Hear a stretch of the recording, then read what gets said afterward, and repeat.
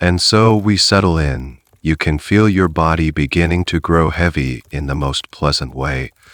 In our time together tonight, there is nothing to examine, nothing to understand, only the gentle rhythm of a story.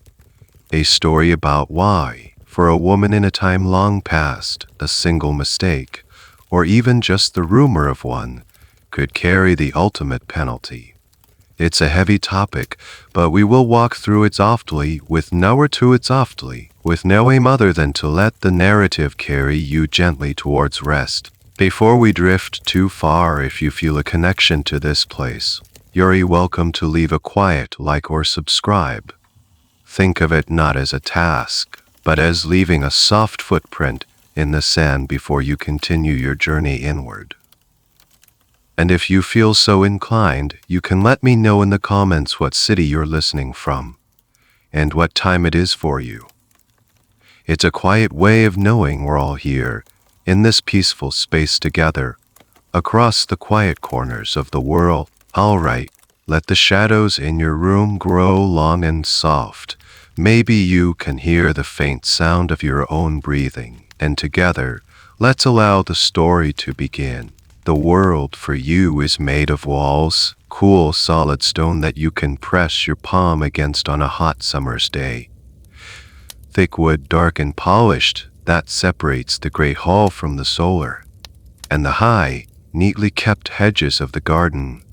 These are the boundaries of your existence, and for the most part, they feel less like a prison and more like a shell. Safe, you are a girl of good family. This doesn't mean you are showered with frivolous luxuries, but that you are valuable. Like a well-bred falcon or a strong horse, you have a purpose that was decided long before you were born.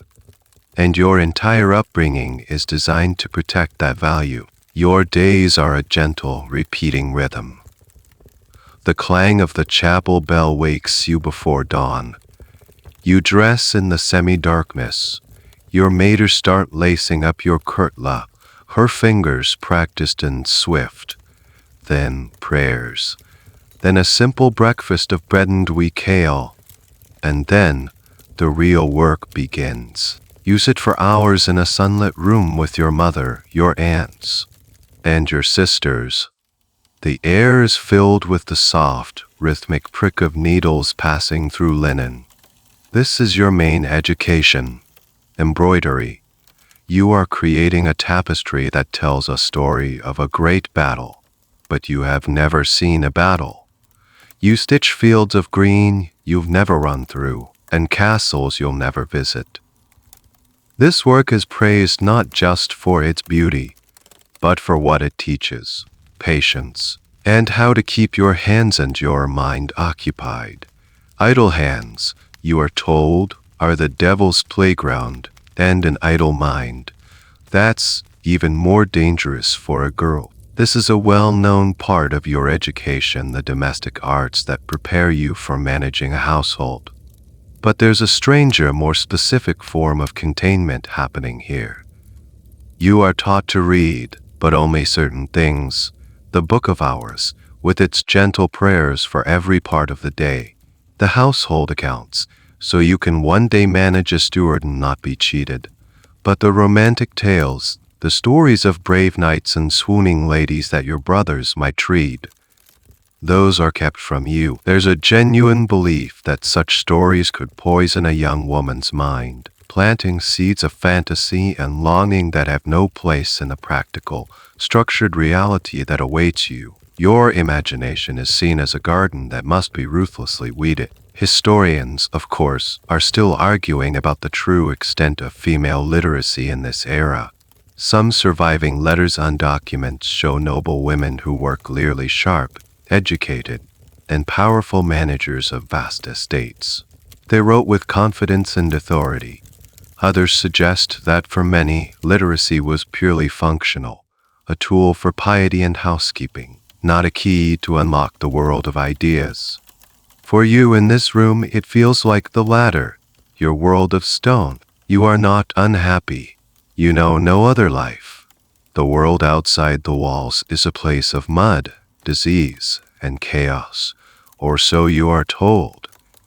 Here, within the castle, you are protected, clean, pure. Everything you do, from the way you lower your eyes when a man speaks to you, is part of this elaborate performance of purity. You don't think of it as a performance, of course. It is simply how one exists. But sometimes, when you're stitching a golden thread into the mane of a lion on your tapestry, you look out the narrow slit of a window. You can't see much. A sliver of the sky, the top of a distant hill, a bird coasting on a current of air, and you might feel a flicker of something. Not discontent, not yet.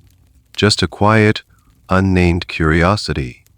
A sense that this whole, vast world of yours, the chapel, the hall, the garden, the sewing interior of a box, the lid of that box will be lifted, and you will be given to someone. The sole purpose of these walls, these lessons, this carefully guarded quiet, is to ensure that when that day comes, you are a perfect, untouched, and valuable prize. That flicker of curiosity you feel at the window doesn't have long to wait. The change, when it comes, arrives on horseback. You hear the clatter in the courtyard first, the barking of the hounds, the shouts of the stable boys. Your mother shoos you and your sisters away from the window, but not before you catch a glimpse of several men dismounting. They are not warriors returning from a campaign. They are dressed in heavy, expensive-looking cloaks. They carry the air of importance, the kind that makes your father, a man you consider the center of your world, seem suddenly less so. The castle hums with a new energy. There are better meals served in the great hall. The wine flows more freely, and the conversations are low and serious. You are not a part of these conversations. You are, however, put on display. One evening you are told to wear your finest gown, the one the color of a twilight sky. Your hair is brushed until it shines, braided with ribbons, and then you are brought into the solar, where your father and the visitors are gathered around a fire. You are told to pour the wine. Your hands tremble slightly as you fill the heavy silver goblets. You don't look anyone in the eye, just as you've been taught. You are a portrait of demure obedience, but with appraisal. It's the same way your father inspects a new horse, checking its teeth and the strength of its legs. You feel them assessing your health, your posture, your quiet compliance.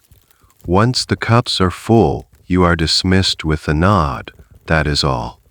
Your part in the negotiation is over. As you leave, the heavy door not quite latched, you hear a fragment of their talk, words like dowry, pasture land bordering the river, 100 head of cattle, and military allegiance. You don't understand the specifics, but you understand the tone. It is the sound of a deal being struck. This is the great marriage marketplace, and you, in your twilight-colored gown, are the prize lot. This is the core of noble marriage, a practice understood by everyone. It's not about two people falling in love, but about two families forging an alliance.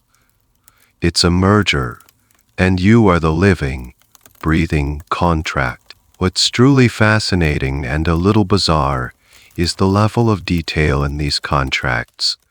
It wasn't just about land and titles. A marriage agreement could include itemized lists of what you, the bride, would bring with you. We're talking about specific numbers of silver spoons, bolts of linen, items of furniture, and even the number and quality of the dresses in your trousseau. It was a transfer of assets, and your future in-laws wanted to know exactly what they were getting. You were a package deal, complete with a detailed inventory list. And here lies a question that historians still love to debate. Did you, the bride, have any say at all? The official answer, the legal answer, is almost certainly no. Your father or guardian held absolute authority. Yet, some scholars argue that women had subtle avenues of influence. A girl could, perhaps, feign a terrible illness, or she could display such a ferocious and off-putting piety that a potential suit twice, fearing a daughter-in-law who spent more time in the chapel than overseeing the kitchens. Was it possible to subtly sabotage a negotiation you truly dreaded? Or were you utterly powerless, a silent pawn in their game? The records are mostly silent on this, written as they were by the men who made the deals. They don't tend to record the quiet protests of the teenage girls whose futures they were deciding. A few days later, your father summons you. The visitors are gone. He looks pleased, the way he does after a successful harvest. He tells you that you are to be married. He says the name of your future husband, a man you have never met, who lives 2 days right away. He speaks of the honor this brings to your family, the security that ensures. He talks about it as if he is giving you a wonderful gift. And you stand there and do what you have been trained to do your entire life. You nod. You say, "Yes, Father." You lower your eyes. Inside, 100 silent questions might be screaming. What is he like? Is he old? Because the answers to those questions are irrelevant. The deal is done. The papers have been signed. The velvet-lined box is being handed over, and you are just beginning to understand that the world outside its walls is not one of freedom, but simply a larger, more complicated cage. The journey to your new home feels like a strange, waking dream. You travel in a litter, a sort of enclosed couch carried between 2 horses, its curtains swaying and obscuring the passing landscape.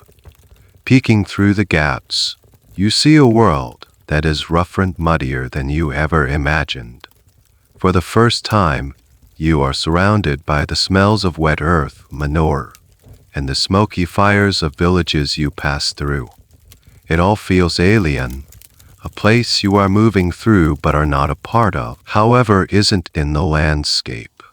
It's in the invisible architecture of your new life, a structure you're about to enter. It's his world, and you are about to find your place in it. Your arrival is met with a formal but not warm welcome.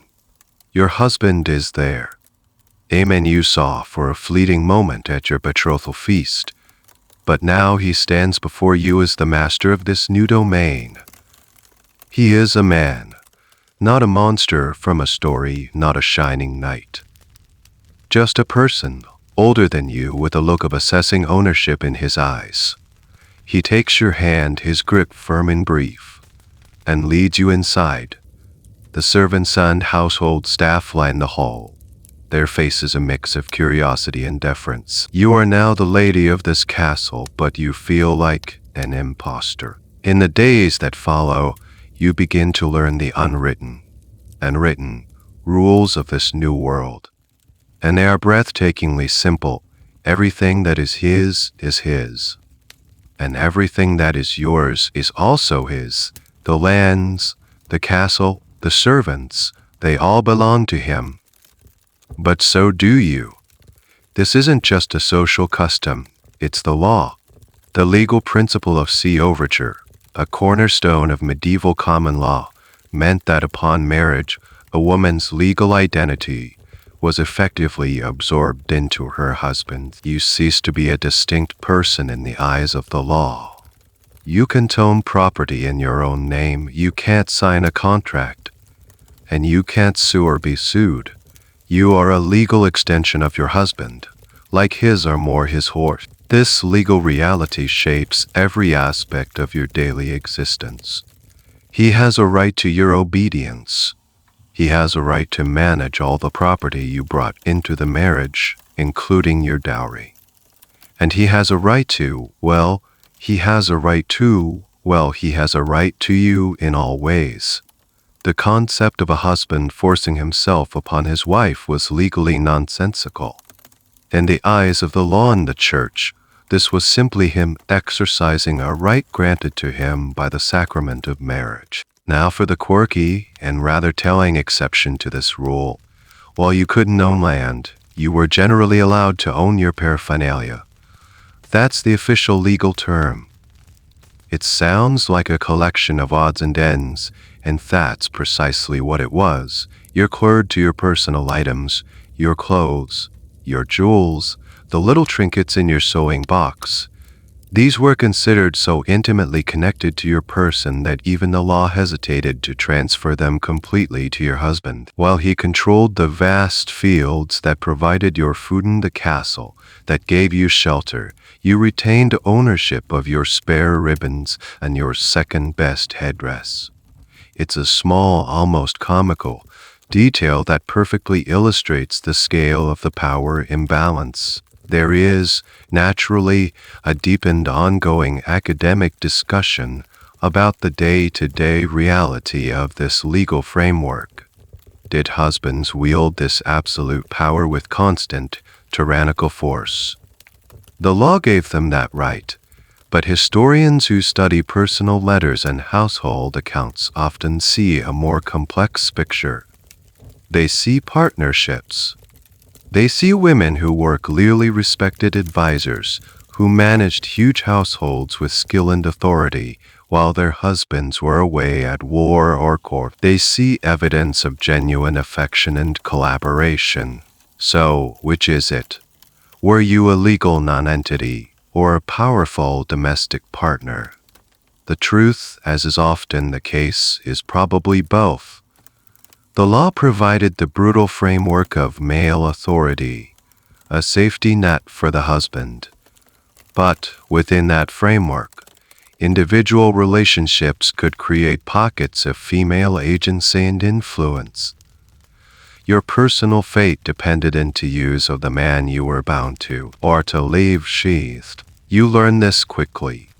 You see how the servants jump to obey his slightest command, and how they now look to you for direction on domestic matters, but always with the implicit understanding that your authority is borrowed from him. You are the moon, and he is the sun. You can shine, you can command, but the light you give off is only a reflection of his, and everyone knows that a moon can be eclipsed. In this new world, you quickly learn that your most important duty is not managing the household, nor being a companion to your husband.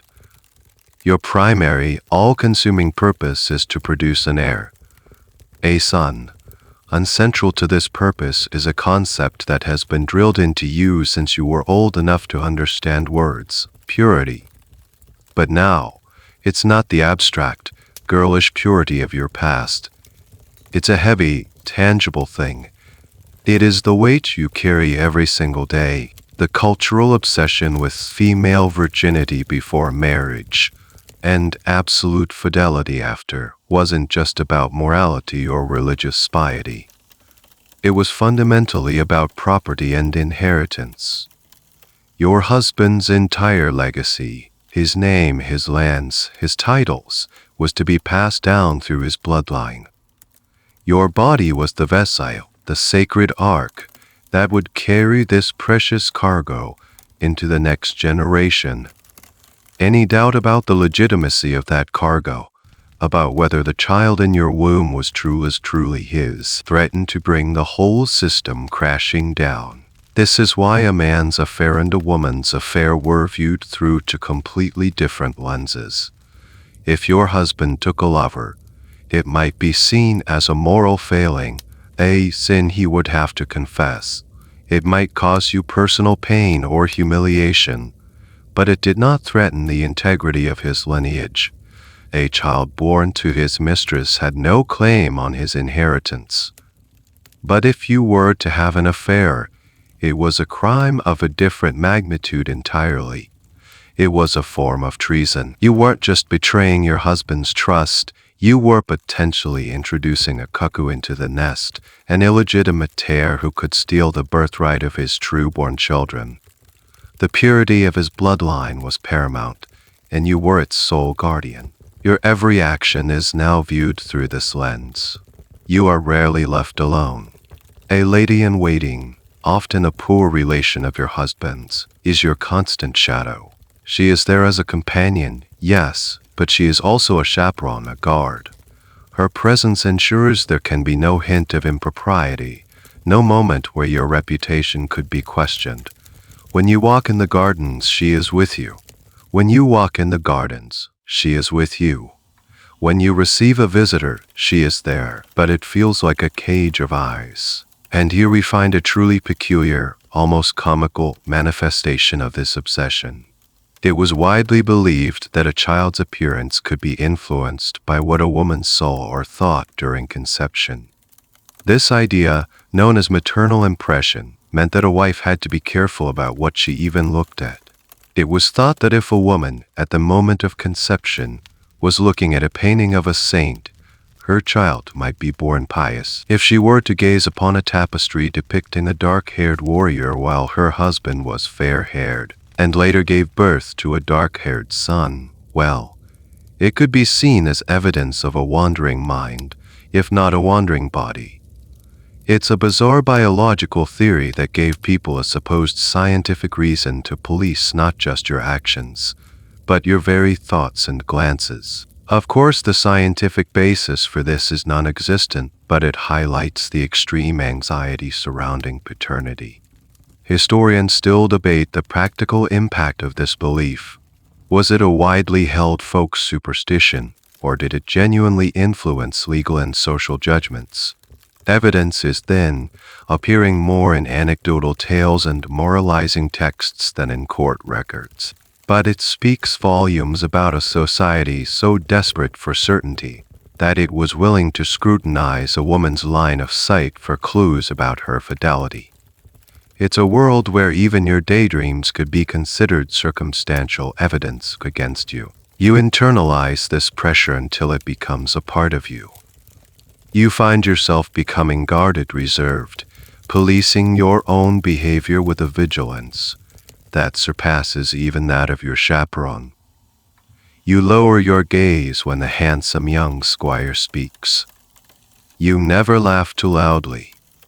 You perform your duties in the great hall and in the marriage bed with a quiet, solemn sense of purpose. You are a vessel, a locked garden. The words of the priests and the expectations of your new family echo in your mind. The weight of purity is the weight of your husband's entire world, and you are the one who must carry it without stumbling. And you know, with a cold, deep certainty, that if you were to drop it, it would not just crack, it would shatter. The memory of your wedding day is a blur of scents and sounds. The cool, incense-heavy air of the chapel, the rustle of new fabrics, the solemn drone of the priest's Latin, a language you don't understand but whose gravity you feel in your bones. This was the day it all became real. The day the contract was sealed not with waxen ribbon, but with sacred vows and public ceremony. You stood at the church door, a symbolic location. This was a public act witnessed by the whole community. Your father placed your hand into your husband's. A simple gesture, but it was the physical enactment of the transfer. For your entire life, you had been your father's property. Now you were your husband's. The priest asked for your consent, and you whispered the word you had been coached to say. It was a formality, of course. The deal was done loud, was your formal surrender. Inside the church, before the altar, the vows were exchanged. He promised to love and cherish you, and you promised to love, cherish, and, the crucial addition, to obey. This was not a partnership of equals being forged. It was a hierarchy being consecrated. The giving of the ring was the final seal. It wasn't just a symbol of love, it was a mark of ownership, a tiny, circular fetter. From this moment on, you belonged to him, body and soul. The feast that followed was a performance for the guests. Minstrels played, food was plentiful, and wine was poured freely. But for you, it was an exercise in careful composure. You sat beside your husband at the high table, a man who was still a stranger. You ate little, spoke only when spoken to, and maintained the serene, placid expression of a bride. Everyone was celebrating the joining of two families, the securing of a land, the cattle, the political stability. You, the human centerpiece of it all, were almost incidental to the real business being celebrated. This is the well-documented, public face of a medieval wedding. It was a sacrament and a legal transaction rolled into one.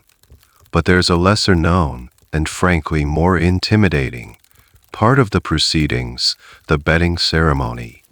After the feast, you were escorted to the bedchamber not just by your bridesmaids, but by a crowd of family and guests. They would help you undress, put you into the marital bed, and then your new husband would join you, often sprinkling it with holy water to encourage fertility and ward off evil spirits. The crowd would offer lewd jokes and encouragement before finally, mercifully, drawing the bed curtains and leaving the two of you alone.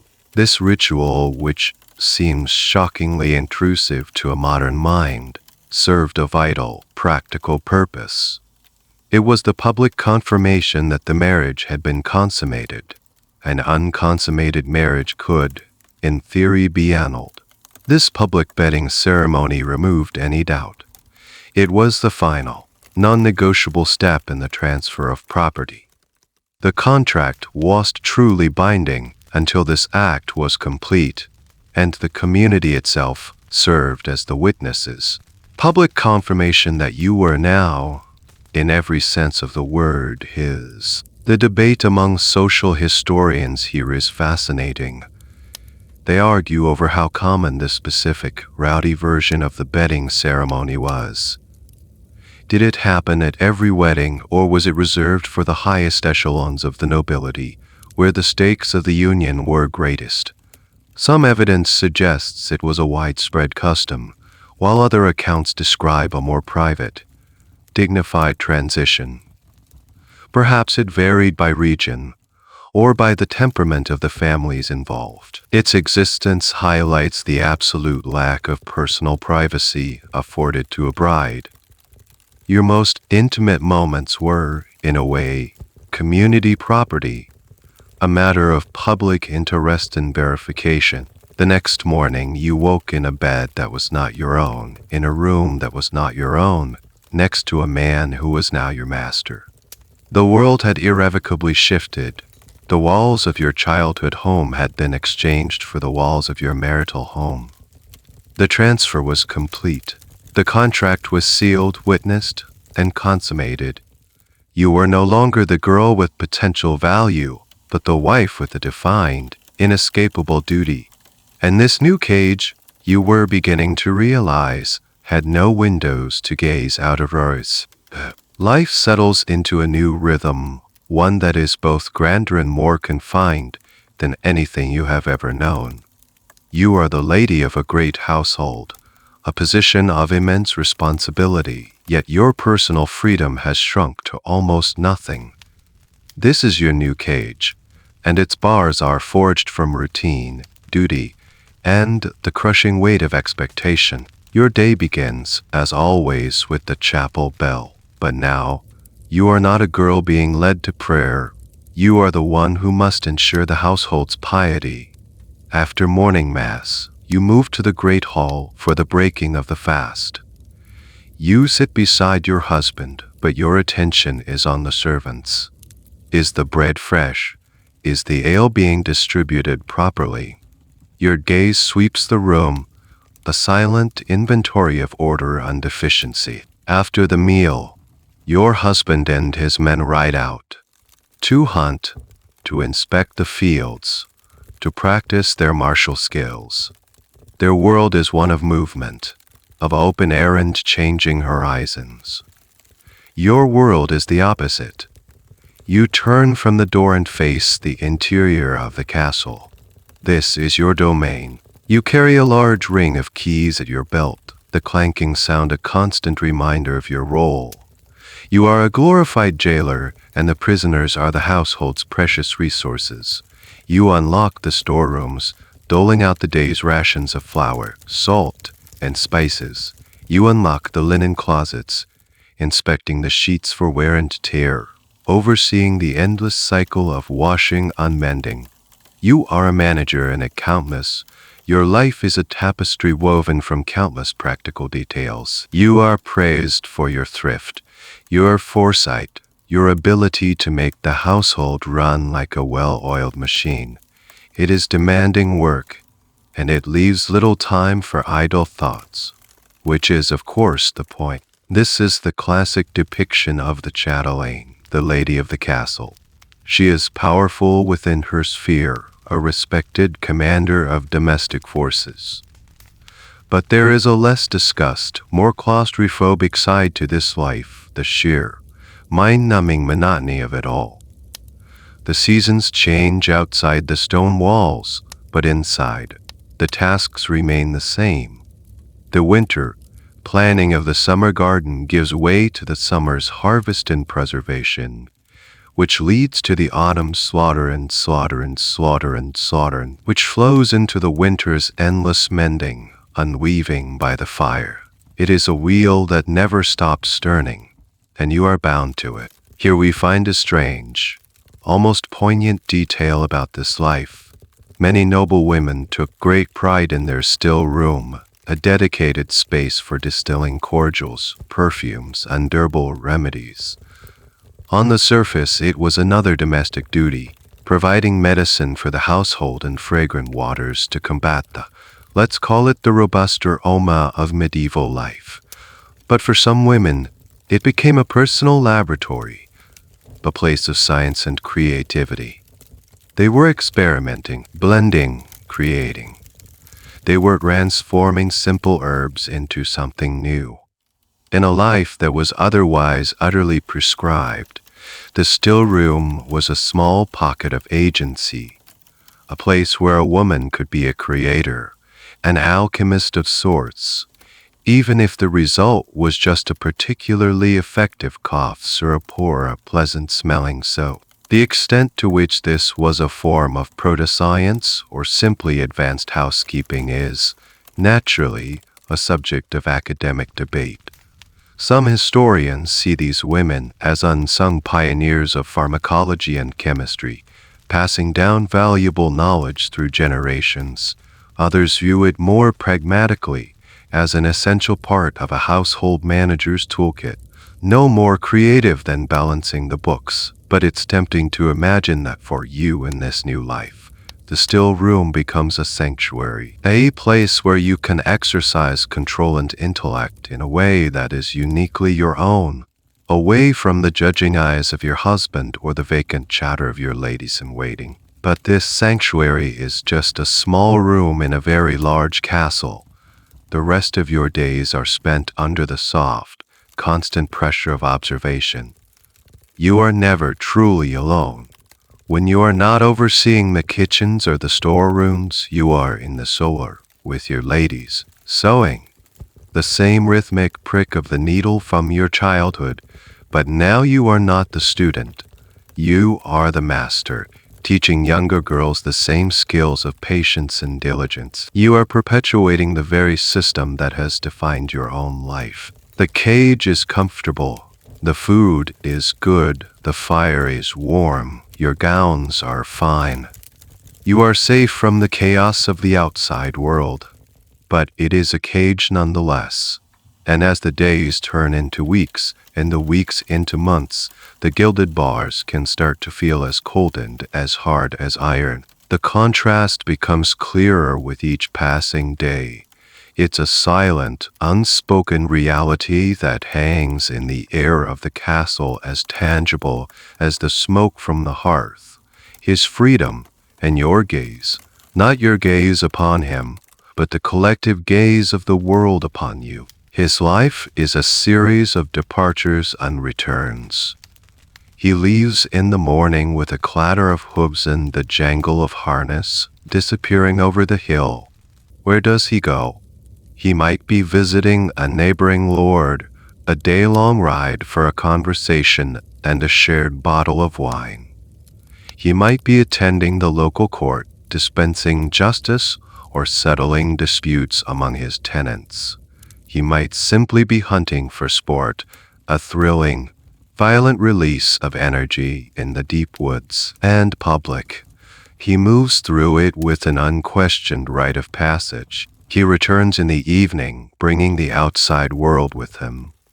The mud of the road on his boots, the scent of pine from the forest on his cloak, the news of the region on his tongue. He talks of land disputes, of poaching arrests, of the price of wool at the market. You listen, a quiet and attentive audience. This is how you learn about the world beyond the walls, through the filter of his experiences. His life is a story he tells.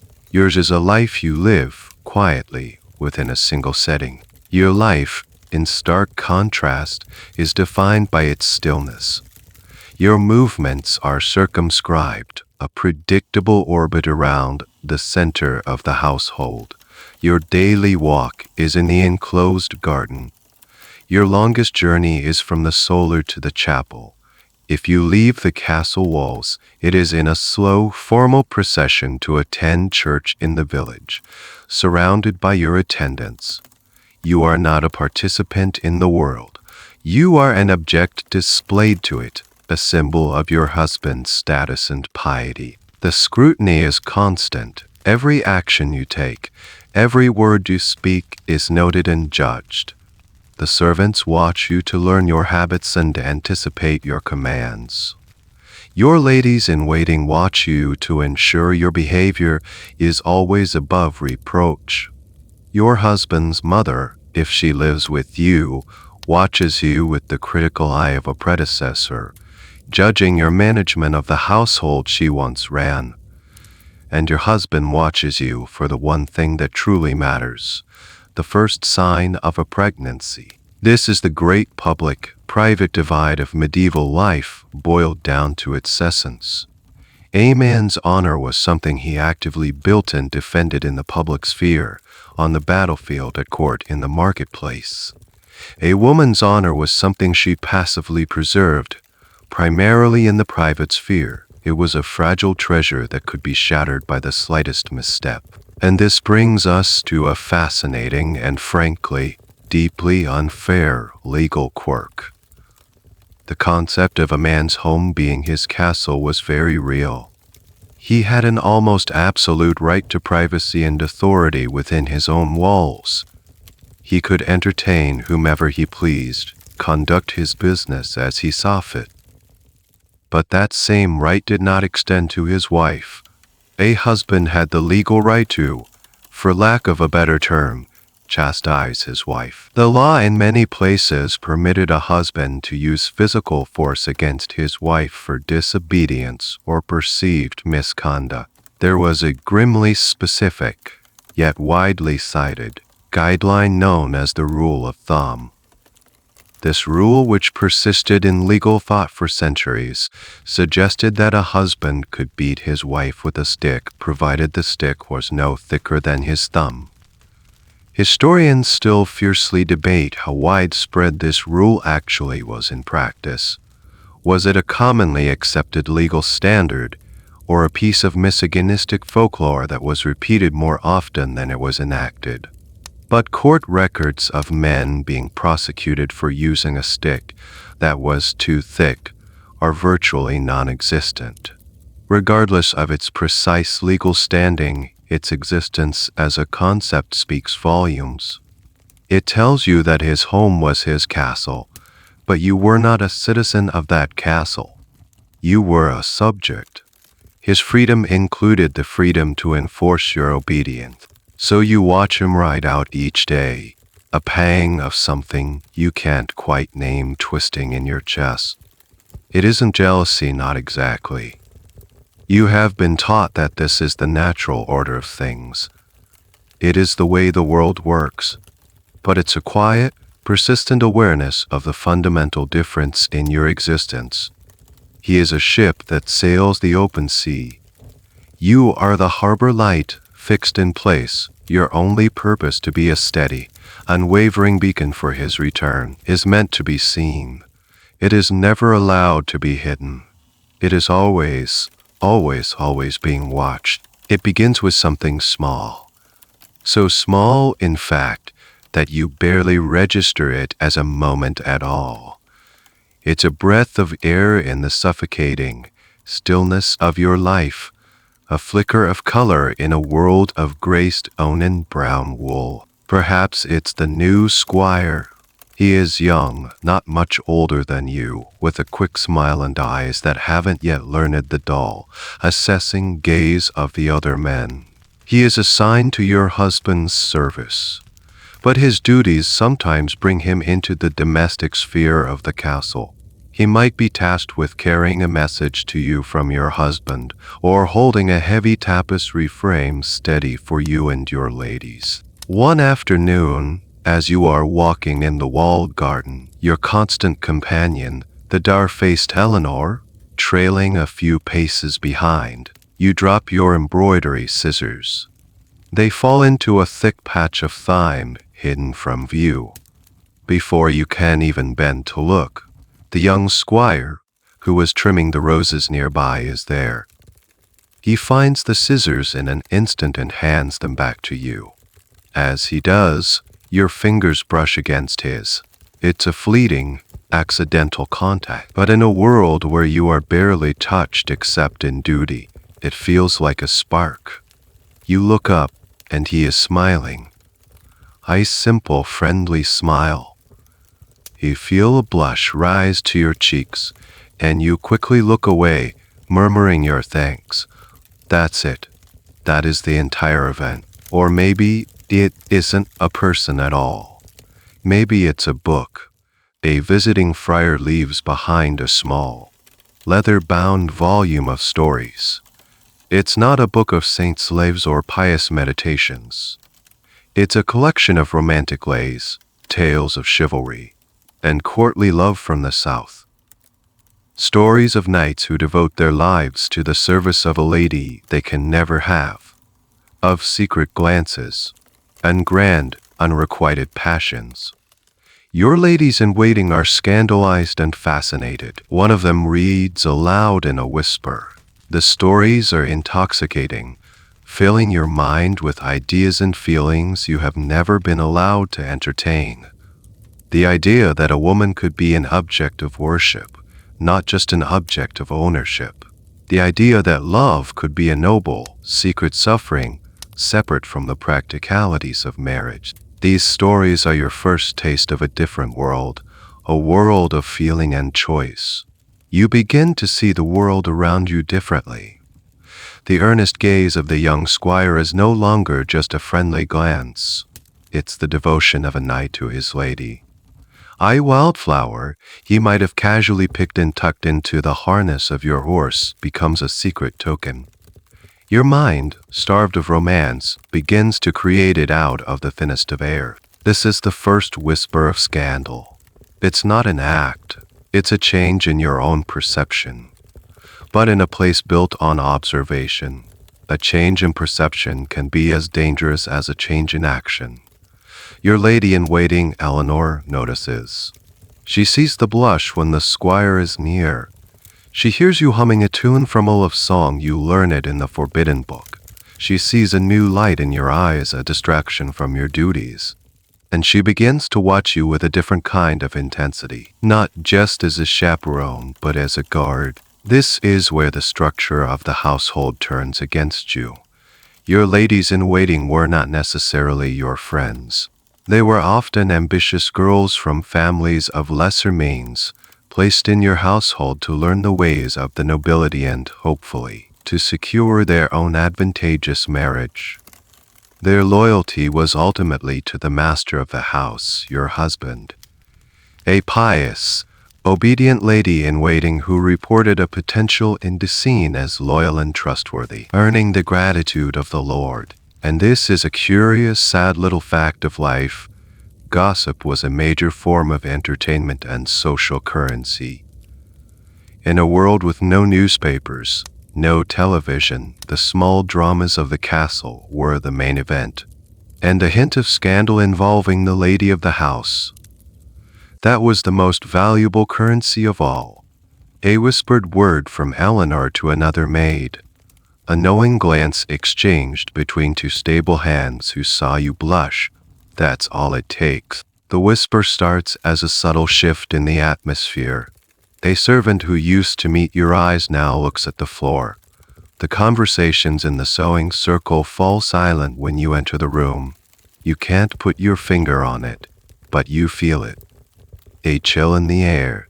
You try to be more careful, more pious, more diligent than ever. But it's too late.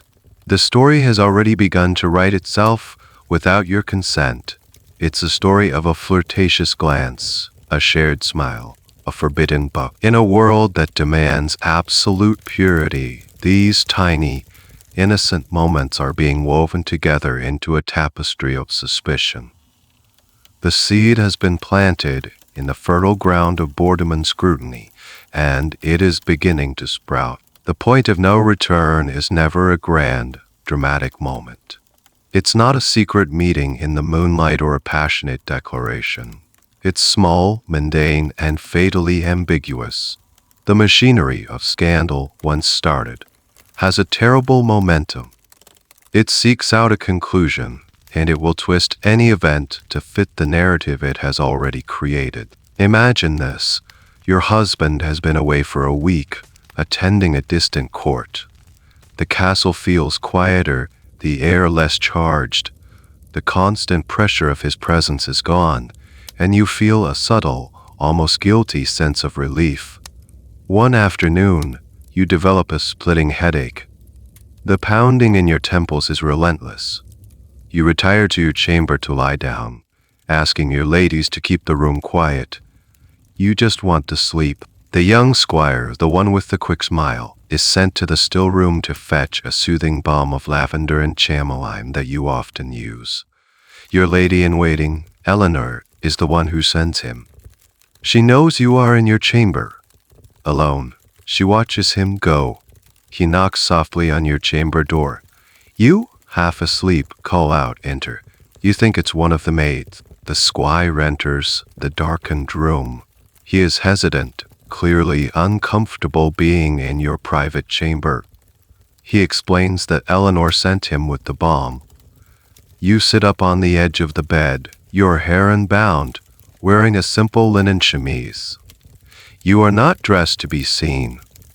You thank him, your voice thick with sleep, and gesture to the small table beside the bed. He places the jar down. The entire interaction takes less than a minute. He is about to leave when the door swings open. Your husband is standing in the doorway. He has returned a day early. He is travel-stained and weary, but his eyes are sharp.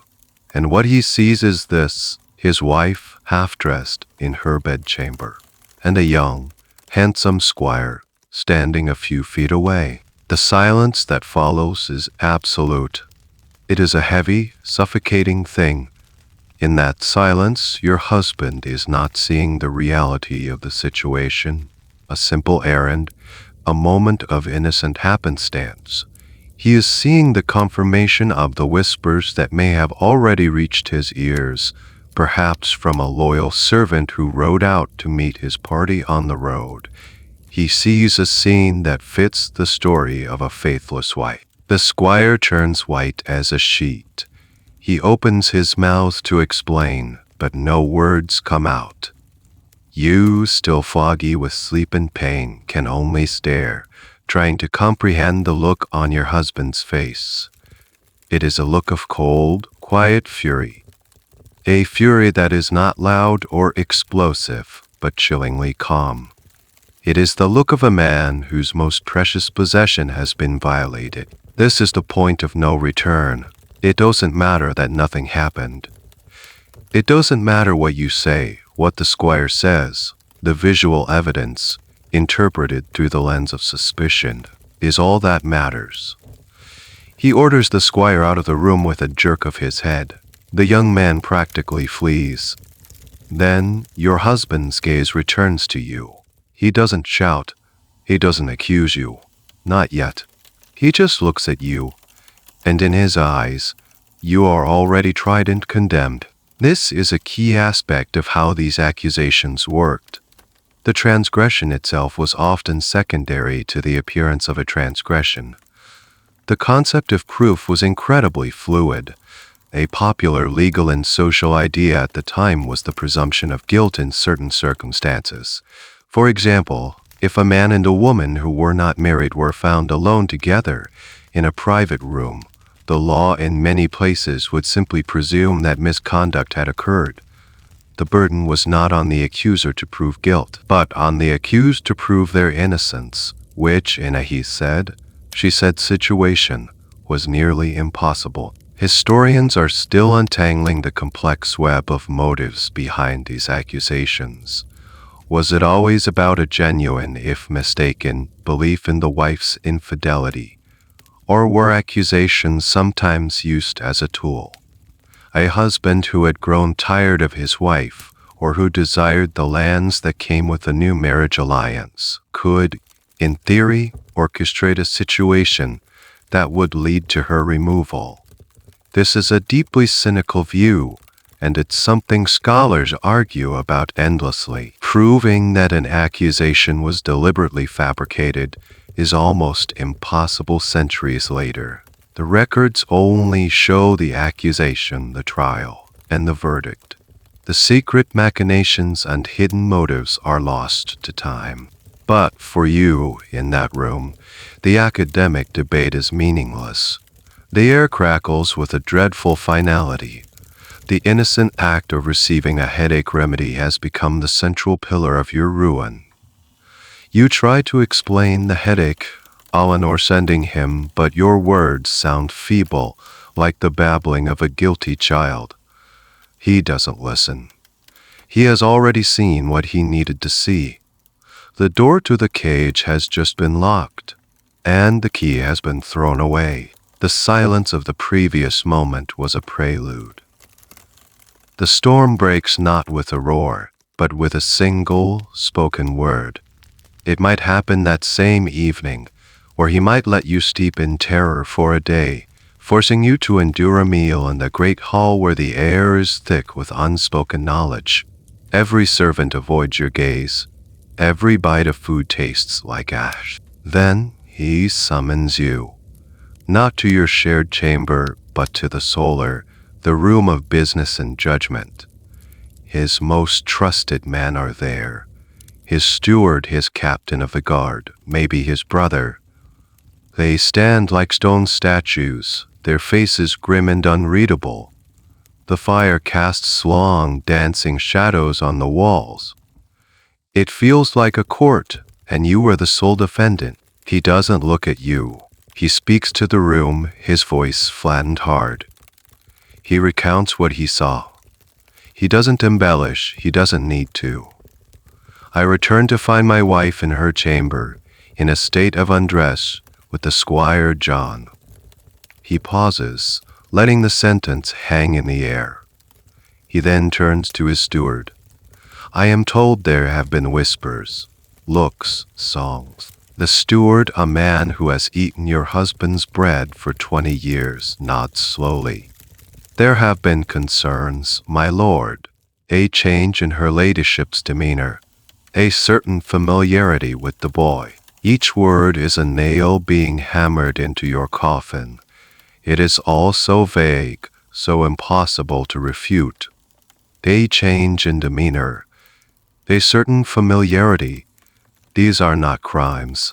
They are impressions, feelings. Yet, in this room, they are being presented as evidence. Then your husband speaks the words that seal your fate. He might say them to you directly, his voice dripping with contempt, or he might proclaim them to his men as if you are no longer a person to be addressed. This dishonor will not stand. She has betrayed my trust and brought shame upon this house. The accusation is spoken. It is a formal declaration. Once these words are uttered in front of witnesses, the process becomes terrifyingly real. It is no longer a private suspicion or a domestic quarrel. It has become a public matter, a crime that must be addressed by law and custom. Your husband cannot easily take it back, even if he wanted to. To do so would make him look weak, a man who cannot control his own household, whose honor is so flimsy it can be threatened and then ignored. Set a great stone rolling downhill. He can either guide it to its crushing conclusion or be flattened by it himself. One of the oddest and most revealing aspects of this process is who could bring the charge. Primarily, it was the husband. But in some legal codes, other men in the family, a father-in-law, a brother-in-law could also make the accusation. Why? Because a woman's infidelity wasn't just a crime against her husband, it was a crime against the entire patrilineage. The most striking part, however, is you couldn't make a formal accusation that would stick. Another woman, the whispers of your lady-in-waiting, Eleanor, were crucial kindling, but she could never be the one to formally light the fire. Her testimony would be used as supporting evidence, but the charge itself had to come from a man with standing. It was a man's honor that was at stake, and therefore, only a man could initiate the legal process to restore it. The question of motivation here is something historians have wrestled with for ages. Did your husband truly believe you were guilty? Or was there another reason? Perhaps his family had been pushing for a more advantageous alliance. Perhaps you had failed to produce an heir, and this was a convenient, if brutal, way to clear the path for a new, hopefully more fertile, wife. The accusation of adultery was one of the few ways a man could effectively divorce a wife in an era when marriage was for life. An annulment was difficult and costly, but a wife executed for treason against the bloodline, that was final. Proving such a cynical motive is nearly impossible, of course. It remains one of those dark, unanswerable questions that haunt the historical record. In the solar, the men murmur their assent. They look at you now, their eyes cold with judgment. You are no longer the lady of the castle. You are the accused. A tainted object. You open your mouth to protest, to scream, to deny it all. But your voice is a hoarse whisper. Your husband looks at you then for the first time, a flicker of something unreadable in his eyes. Is it pain, regret, or simply the irritation of a man dealing with a troublesome piece of property? It does not matter what is true, he says, his voice dangerously quiet. It matters what is seen. He gives an order. The captain of the guard steps forward. He doesn't touch you, not yet. But his presence beside you is a clear signal. You are now a prisoner. The machine has been activated. The accusation is spoken, and it has already begun to devour your world. You are escorted from the solar, not to your comfortable bedchamber, but to a small, stark room in a less used part of the castle. A storeroom, perhaps, or a cell normally reserved for common criminals. The door is bolted from the outside. There is a simple cot, a bucket, and a single high window barred that lets in a sliver of gray light. It is here in the cold and the quiet that you begin to truly understand the nature of your crime. It's not about love or betrayal or even sex. The central legal theory that underpins your condemnation is the law of the bloodline. It's a concept so fundamental to your world that it's rarely even spoken of, much like the air people breathe. But now, it is the invisible judge, jury, and executioner. In this worldview, a man's identity, his power, and his very place in the world are tied to his lineage. He is not just an individual. He is a link in a chain that stretches back through his father, his grandfather, and all the way back to the founding ancestor who first won their land and title. His primary duty on this earth is to forge the next link in that chain, a legitimate son. This son will inherit everything, not just the material wealth, but the name, the honor. The entire structure of society, from the king down to the lowest lord, is built upon this principle of predictable, verifiable inheritance. And you are the vessel. This is the brutal, unsentimental truth. Your womb is not your own. It is a field that belongs to your husband, and its purpose is to grow his crop. He, the farmer, must have absolute certainty that the seed planted in that field is his and his alone. Adultery, in this context, is not a sin of the flesh. It is an act of agricultural sabotage. It is the possibility that another man might have trespassed and planted seed in his soil. The potential child of such a union is a usurper, a changeling who could steal the entire family legacy. This is why your life is the price. A thieving servant might lose a hand. A poacher might be fined or imprisoned, but your crime is considered a form of treason.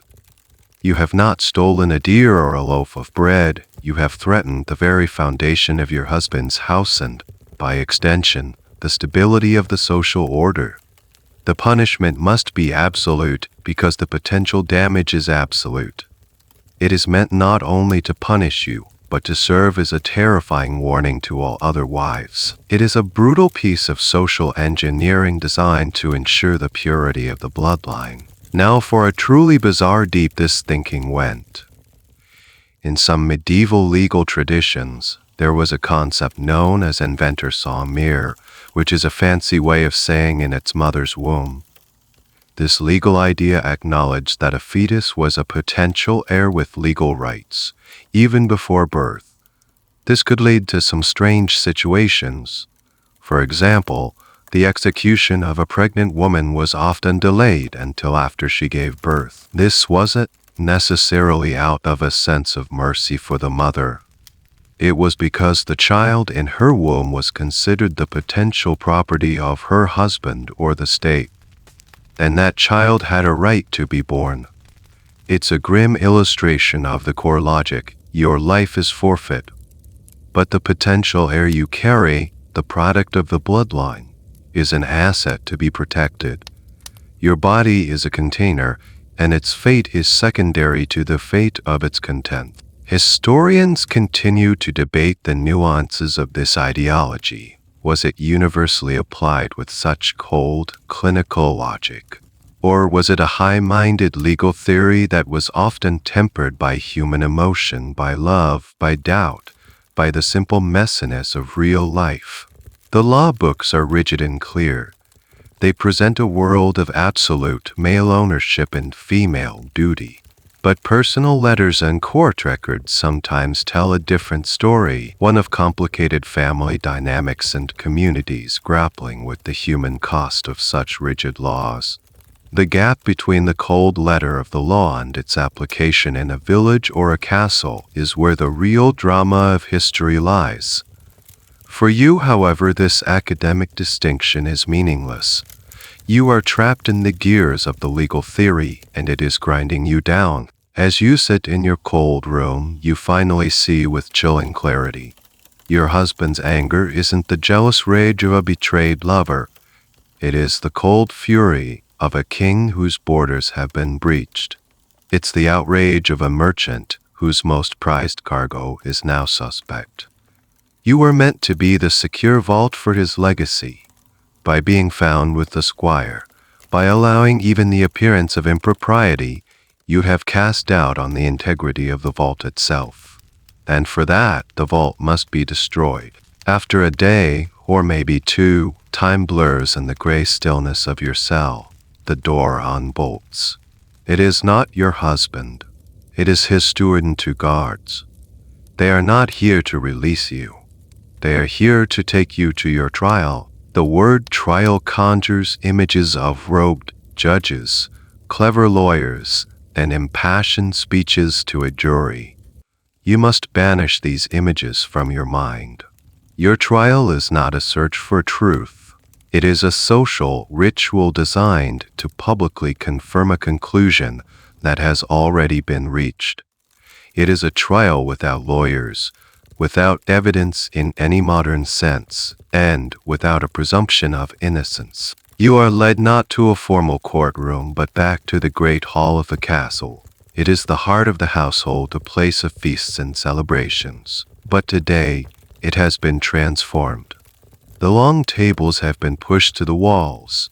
Your husband sits on his high-backed chair on the dais, not as your husband, but as the judge. He is flanked by other powerful men from the region, perhaps a neighboring baron, a wealthy landowner, or a senior clergyman. These men are not a jury of your peers. They are a jury of his. They are men who own land, who have wives, and who have a vested interest in upholding the system that is about to condemn you. You are made to stand in the center of the hall, on the cold flagstones. The household staff, the servants, the stable hands are all there, lining the walls. Their presence is required. This is a public lesson, and they are the students. Their faces are a mixture of fear, pity, and a morbid, watchful curiosity. Your husband, acting as the presiding lord, formally states the charge against you, that you have committed adultery, breaking your sacred vow of marriage and casting dishonor upon his house. Now, the evidence is presented. There is no cross-examination. There are no objections. The steward is called forth. He repeats his vague assertions about your change in demeanor. Then your lady-in-waiting, Eleanor, is brought forward. She avoids your eyes, speaking in a low, pious voice. She recounts how you seem distracted, how you read from the forbidden book of romance, how you blushed when the young squire was near. She might even, encouraged by the gravity of the moment, invent a whispered word she thought she overheard, a note she imagined she saw. It's not a lie in her mind. It's simply helping the truth along. Then the squire is brought in. He is terrified. He is a boy of no status, and he is standing before a panel of powerful men who hold his life in their hands. He is asked to describe what happened in your chamber. He stammers out the truth. He was sent with a balm for your headache. But his fear makes him look guilty. His frantic denials sound like the lies of a cornered man. And even if he tells the truth, it doesn't matter. The fact remains that he was there. This is the entirety of the prosecution's case. Whispers, impressions, and a single, fatally misinterpreted moment. And now, you are asked to speak in your defense. You have no one to advise you, no one to speak for you. You stand alone in the center of the room and try to tell your story. You talk about your headache, about Eleanor sending the squire, about how nothing happened. But your voice is thin, and your fear makes you tremble, which, to the grim-faced man watching you, looks like the trembling of a liar. Who are they to believe? Their peer, the lord of the castle, a man of honor and property. The woman who was found in a compromising position. The verdict is a foregone conclusion. One of the strangest features of some medieval legal systems, particularly in parts of Germanic Europe, was the use of oath helpers. If you were accused of a crime, you could be asked to swear an oath of your innocence. But your oath alone was not enough. You had to bring forth a certain number of oath helpers, reputable people from the community who would swear that they believed your oath was true. They weren't swearing that they knew you were innocent. They were swearing to your good character. For a man, finding oath helpers might be possible. But for you, a woman, a relative stranger in your husband's castle, who would dare to stand against the lord of the house and swear to their belief in you. Your own ladies-in-waiting are loyal to him. The servants fear him. To be your oath helper would be to risk his wrath. It was a system designed to be impossible for an outcast to navigate. The debate here among legal historians is whether this kind of local, manorial court was more about justice or social control. There was a higher system of royal courts, but they were often slow and expensive to access. For most people, justice was local, dispensed by their lord. And in a case like this, a crime of honor within the lord's own household, the lord himself was the plaintiff, judge and jury. Was this a genuine attempt to apply customary law, or was it simply a stage play to legitimize a decision he had already made? The answer is likely a messy combination of both. The men on the dais confer, their voices a low rumble. It doesn't take long. Your husband stands. He does not look at you. He looks out over the assembled household, his voice ringing with authority. He declares that your guilt has been established. The trial is over. The truth has been officially decided. The verdict has been delivered. A heavy stone dropped into the silent pool of the great hall.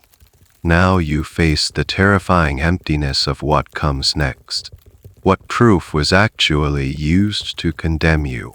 In your mind, you cycle through the flimsy, pathetic collection of moments, a blush, a shared book, a headache bomb. It seems impossible that a life can be forfeit for so little. But you are learning that the idea of proof is a fluid, dangerous thing. The burden of proof in your trial was, in essence, reversed. In a modern court, the prosecution must prove guilt beyond a reasonable doubt. In your world, the accusation itself carries immense weight. Your presence in the room with the squire was enough to create a presumption of guilt. The burden was on you to prove your innocence, an impossible task. How do you prove that something didn't happen? You can't. All you have is your word against his. The evidence used against you was a patchwork of hearsay, circumstantial details, and outright character assassination. Eleanor's testimony about your distracted demeanor and your interest in romance novels was not evidence of an act, but it was used to paint a picture of a woman with a lustful character. In this framework, if you have the character of an adulteress, it is assumed you will eventually commit the act. The trial was not about finding evidence of a crime. It was about confirming a perceived flaw in your character. This is the core of it. Your reputation is the evidence. Since you were a child, you were taught that a woman's honor is a brittle, fragile thing. Now you understand why. It's not just a social grace.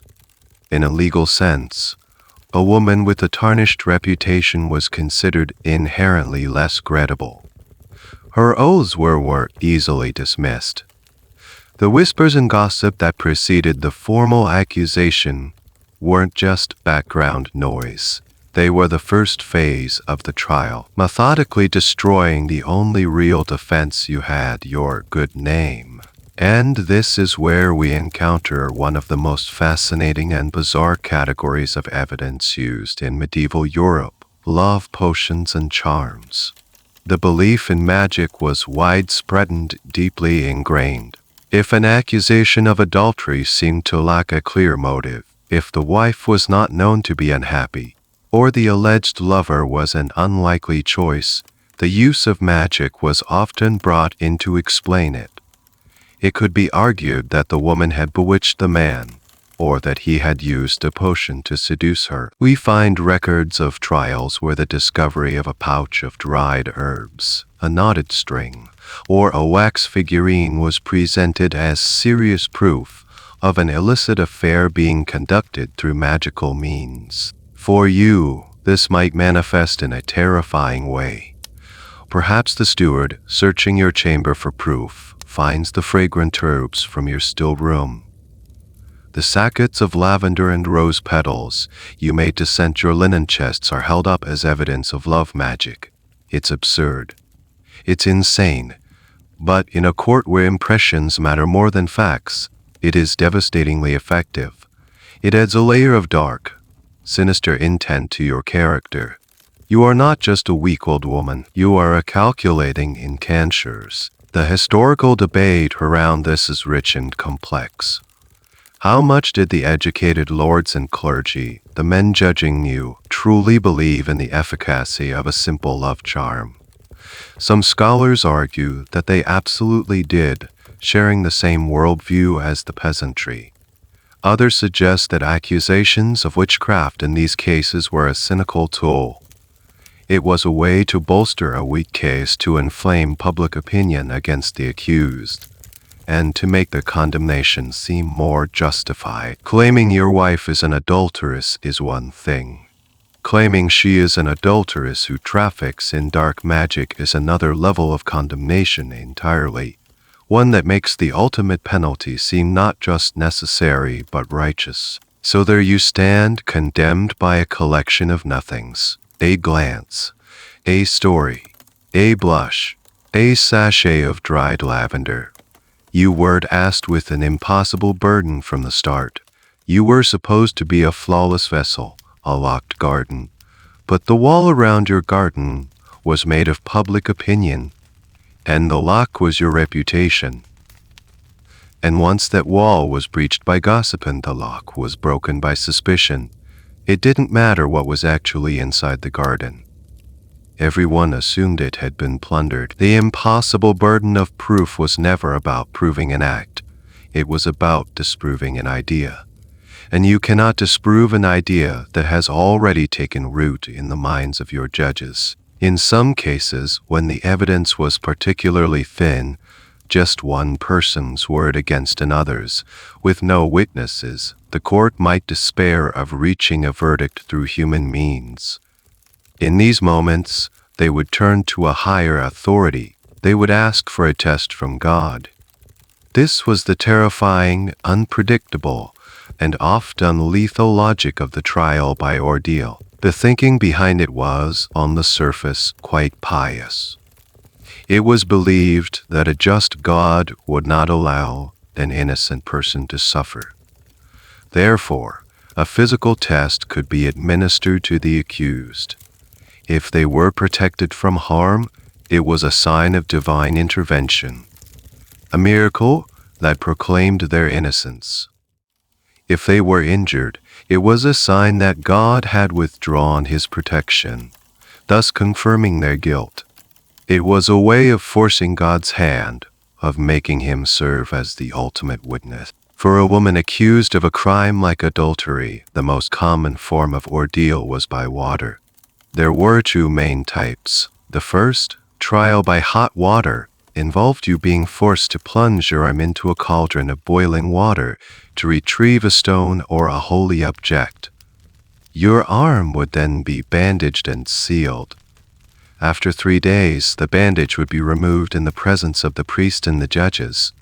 If the wound was healing cleanly, you were innocent. God was mending your flesh. If it was festering uninfected, you were guilty. The second, and more infamous, was trial by cold water.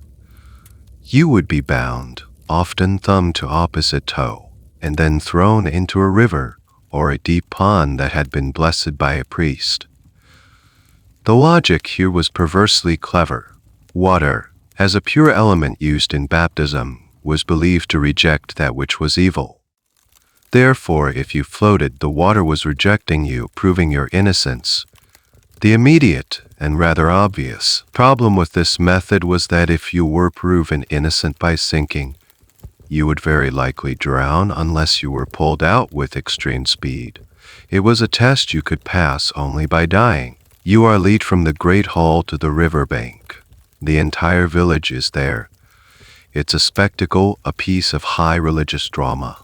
The priest is chanting prayers, sprinkling holy water into the murky current. The air is cold. The guards tie your hands and feet.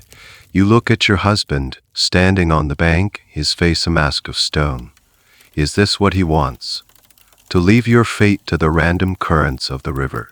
Or is this his way of washing his hands of the final decision, outsourcing the sentence to God himself? As you stand at the water's edge, a strange and little-known fact about these ordeals comes into play. They were not, technically, a punishment. In the eyes of the church and the law, the ordeal was a diagnostic tool. It was a method of divine fact-finding. The actual sentence for the crime would be delivered after the ordeal confirmed your guilt. This is a fine distinction, but an important one. It meant that even if you survived being boiled or half drowned, you weren't free. You had simply been declared guilty and were now ready to receive the real punishment. The history of the ordeal is a fascinating story of the tension between folk belief, religious doctrine, and emerging legal thought. For centuries, it was a legitimate and widely used legal procedure across Europe. But the Church's relationship with it was always complicated. High-ranking theologians and popes were often deeply skeptical. They argued that it was a form of tempting God, of trying to force a miracle on demand, which was seen as blasphemous. This internal debate raged for years. Finally, in the year 1215, a major church council, the Fourth Lateran Council, made a momentous decision. It formally forbade priests from participating in trials by ordeal. They could no longer bless the water or the hot iron. Without the priest's involvement, the ordeal lost its religious legitimacy. It was no longer a trial by God, it was just a bunch of people throwing someone in a river. This decision was a major turning point in the history of Western law. It forced secular courts to develop new ways of determining guilt based on evidence and testimony, paving the way for the jury systems we know today. Historians are still debating how quickly this ruling took effect. In some isolated, rural areas, the old ways died hard, and informal ordeals likely continued for some time. But officially, the age of divine judgment was coming to a close. But for you, standing on this riverbank, the year is not 1215. The priest is here. The blessed water is waiting. You are in the heart of the old system, where faith and fear are the primary tools of justice. They push you towards the water. The cold seeps through your clothes. You close your eyes and say a prayer, not for a quick end. You are about to become a data point in a theological experiment, and you suspect with dreadful certainty that you already know the result. Whether you were subjected to an ordeal or not, the verdict of guilty triggers a new and cruel phase of your punishment. This is the punishment before the punishment, a period of ritualized degradation designed to strip you of your identity and your humanity long before your life is taken. You are subjected to public shaming, a process as methodical as it is brutal. It begins in your cell. The guards come for you, but this time they bring a shearer, the same man who shears the castle's sheep. Your beautiful long hair, which was once brushed and braided with ribbons, a symbol of your status and femininity, is hacked off. It's done roughly, leaving your scalp patchy and exposed. The loss is shocking, a physical violation that leaves you feeling naked and alien to yourself. This wasn't just a random act of cruelty, it was deeply symbolic. Long hair was associated with nobility and womanhood. To be shorn was to be stripped of both, to be made ugly and sexless, like a branded animal. Next, your fine clothes are taken from you. You are forced into a coarse, shapeless shift of rough burlap, the kind worn by the most destitute beggars or penitent sinners. It scratches your skin, a constant, irritating reminder of your fallen state. Then, you are led out into the castle bailey. The community is once again assembled. This is the sea you see kings to lure shaming chair. It's a crude wooden chair, sometimes with a toilet seat mounted on a pole. You are strapped into it. Then, you are paraded through the village. People are encouraged to jeer, to shout insults, to throw filth at you, rotting vegetables, mud, animal dung.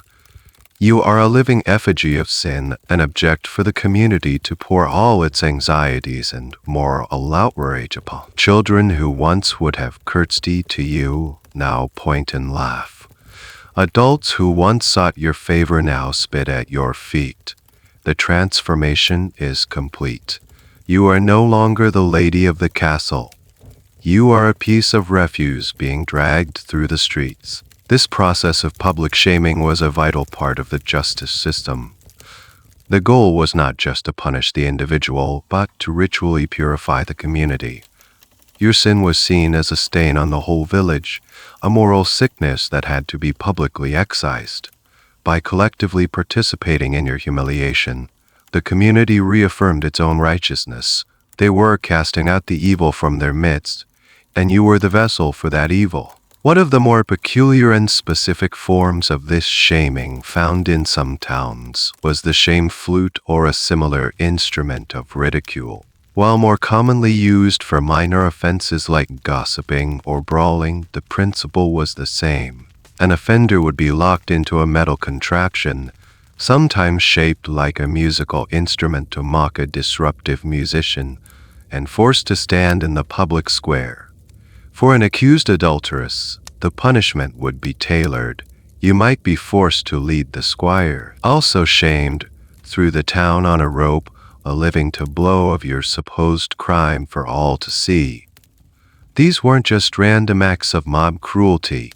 They were highly orchestrated and legally sanctioned rituals. The historical debate around these practices centers on their purpose.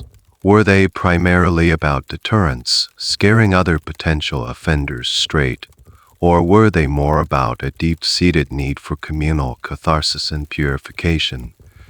The answer is likely both. The sight of the lady of the manor, shorn and filth-covered, being paraded through the streets was a terrifyingly effective deterrent for any woman who might consider straying. But the almost festive, participatory nature of the shaming suggests something deeper.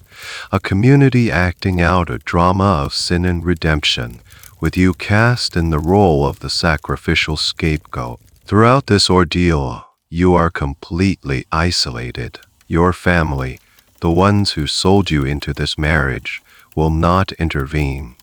To defend you now would be to associate themselves with your shame.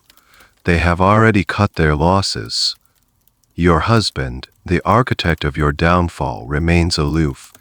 He is not a participant in this dirty work. He remains in the castle, his honor being publicly cleansed by your degradation. You are no longer a person. You are a symbol. Every glob of mud that hits you, every jeer that stings your ears is a message. It is the sound of a society reinforcing its own boundaries, and you are the one being pushed outside of them. The isolation is absolute. You are surrounded by people, yet you have never been more alone. This is the long, slow, social death that precedes the physical one. They are erasing you, bit by bit, until all that is left is the crime itself. After the shaming, you are returned to your cell. The filth is washed off you with cold water, but the feeling of humiliation clings to your skin like a shroud.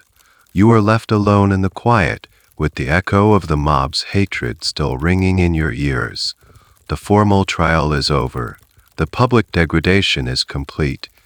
Now there is only the waiting for the final, official word. The sound of the verdict, when it comes, is not a dramatic pronouncement in a crowded hall.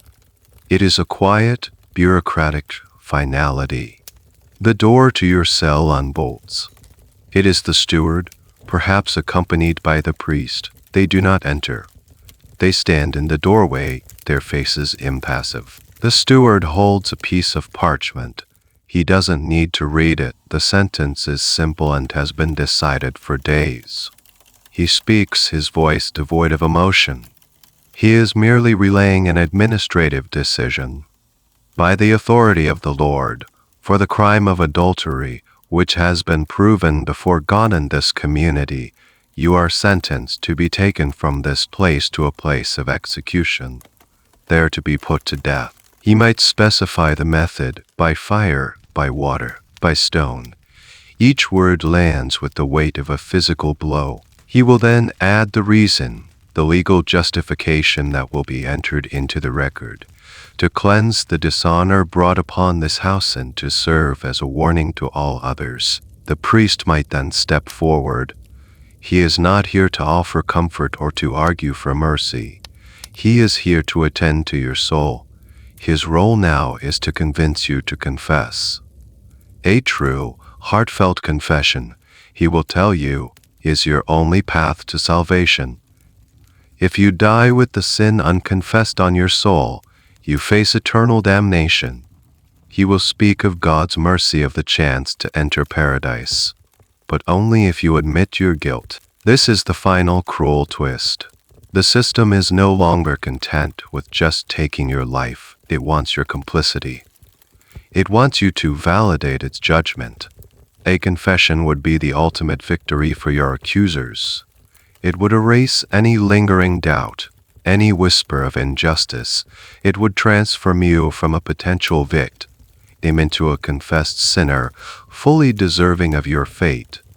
They want you to sign off on your own death warrant. You look at their faces, the steward's bureaucratic indifference and the priest's spies' concern. They are two sides of the same coin to agents of a system that has already crushed you. Do you confess to a crime you didn't commit to save your soul? Or do you maintain your innocence to the bitter end, holding on to the last shred of your earthly truth?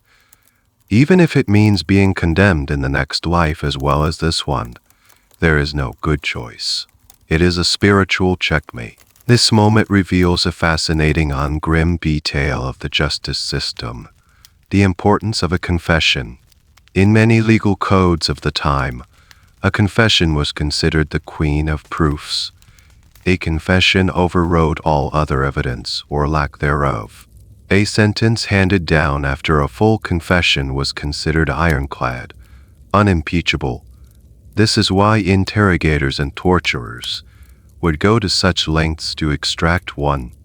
While you may not have been physically tortured, though, was certainly a possibility. This pressure from the priest is a form of psychological torment, using the fear of hell as its instrument. The historical record is, of course, debated on this point.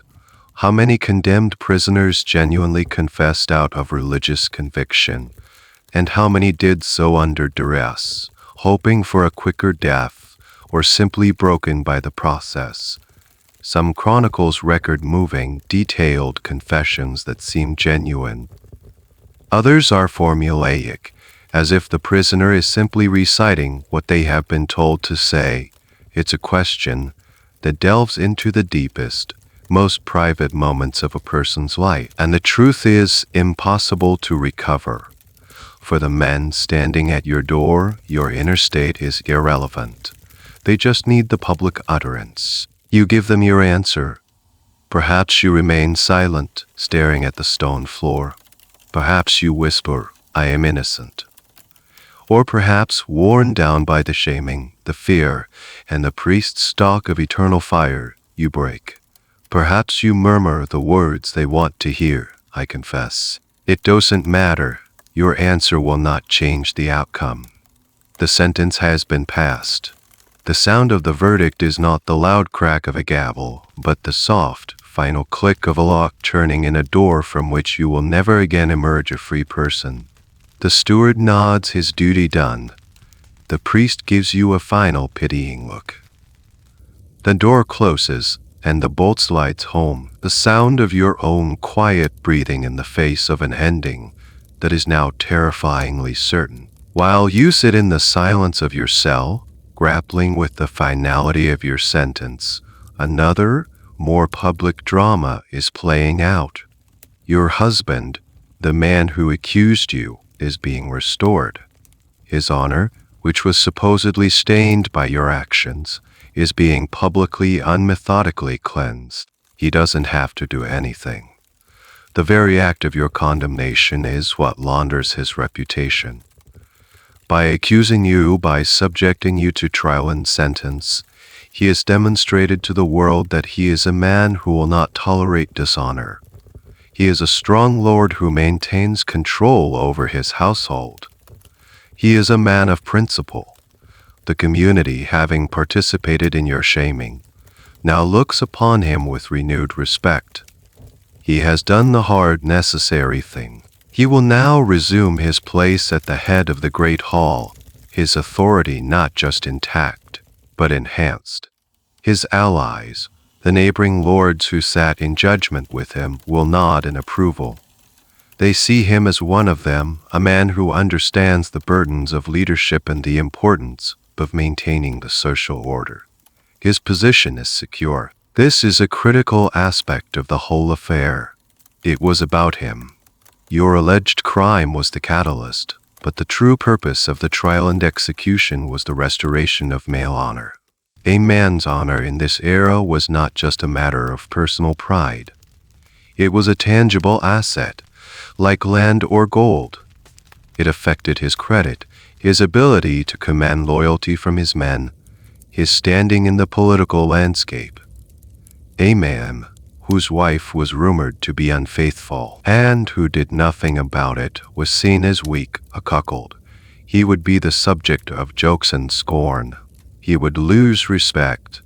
By acting decisively, your husband has averted this social and political disaster. Your death is the price of his continued status. A strange and telling detail of this social dynamic is what was known in some parts of Europe as a charivari or rough music. This was a type of community shaming ritual, but it was aimed not at the adulterous couple, but at the husband who tolerated the affair. If a man was known to be a cuckold and was not seen to be taking action, a mob of young men from the village might gather outside his house at night. They would bang pots and pans, blow horns, and sing insulting songs, publicly mocking him for his lack of authority. It was a form of grassroots social pressure, a way for the community to force a man to deal with a situation that was seen as a public scandal. This puts the husband's actions in a different light. Was his accusation against you driven solely by personal conviction, or was he also responding to immense social pressure, a fear of being publicly humiliated himself if he failed to act? The debate among social historians is whether these charivaris were harmless folk customs or genuine threats. Did they represent the voice of the community demanding moral order, or were they just an excuse for young men to cause trouble and bully their neighbors? The answer probably varies from case to case, but the existence of such a custom demonstrates that the husband was also on trial. In a way, he was being judged on his ability to police his wife's behavior. His honor and hers were inextricably linked, but with a terrible imbalance, he could restore his by destroying hers. So, as he sits by the fire drinking wine with his men, he is likely not seen as a grieving husband or a cruel tyrant. He is seen as a man who has successfully navigated a difficult crisis. He might even be seen as a tragic figure, a man forced to take terrible measures because of his wife's weakness. The narrative has been spun entirely in his favor. He is now free from a marriage that may have been unsatisfying or politically inconvenient. Free to seek a new wife, a new alliance, a new chance at a legitimate. Your erasure from the world is the prerequisite for his new beginning. The system isn't just about punishing female transgression, it's about enabling male recovery. It ensures that the man, the head of the household, the vital link in the chain of inheritance, can reset and move on. Your name will be spoken of only in whispers, a cautionary tale. He has satisfied his honor, and the price was your entire world. As you await your fate, another powerful force in your world has a final role to play: the church. The priest who urged you to confess, the chapel where you prayed for deliverance, the very faith that underpins the moral universe of your time. It all comes to bear on your final hours. and its message is profoundly, maddeningly mixed. On one hand, the church is the ultimate source of the condemnation. The sacrament of marriage, which you are accused of defiling, is its domain. The sin of adultery is laid out in the Bible as a grave offense. The priests and bishops of this era preach endlessly about the virtues of female chastity and obedience, creating the very ideological framework that has condemned you. Your husband's authority, the sanctity of his bloodline, is our concepts constantly reinforced from the pulpit. The church is the architect of the prison in which you find yourself. The law of the land and the law of God are so tightly interwoven as to be indistinguishable. The priest who visits you now embodies this side of the church. He sees your execution as a sad but necessary outcome of a just process. Your death is a temporal punishment for a spiritual crime. His job is to ensure that while your body is forfeit, your soul can still be saved. He speaks to you of hellfire and damnation, but also of divine mercy and the promise of heaven if you show true contrition. He is an agent of the system, guiding you toward a quiet, compliant end that validates the judgment against you. But on the other hand, there is another, competing message within the Christian faith, a message of forgiveness, mercy, and the sanctity of all human life. This creates a deep and persistent tension. While local lords and communities might be baying for blood, the higher echelons of the church were often a voice of restraint. This brings us to a fascinating and often overlooked aspect of medieval justice, the concept of benefit of clergy. In its simplest form, this was a legal provision that allowed clergymen accused of a crime to be tried in a more lenient ecclesiastical court, rather than a harsh secular one. Over time, this privilege was expanded in a peculiar way. The test for whether someone could claim benefit of clergy became a literacy test. The accused would be asked to read a short passage from the Bible, typically the first verse of Psalm 51, which became known as the neck verse because it could save your neck from the noose. If you could read it or had memorized it, you could, in some cases, be claimed by the church court, which could not issue a death sentence. Now this privilege was almost exclusively for men. But the underlying principle, that the church had a separate, more merciful jurisdiction, sometimes bled into the secular world. A powerful bishop might intervene in a local case, arguing for mercy for a condemned woman. The church also controlled the concept of sanctuary. If an accused person could physically reach a church or monastery, they were often granted temporary protection from the law, a physical barrier against the swift, brutal justice of the local lord. Historians are deeply divided on the church's true role. Were they a force for moderation and mercy, constantly trying to soften the harsh edges of secular justice?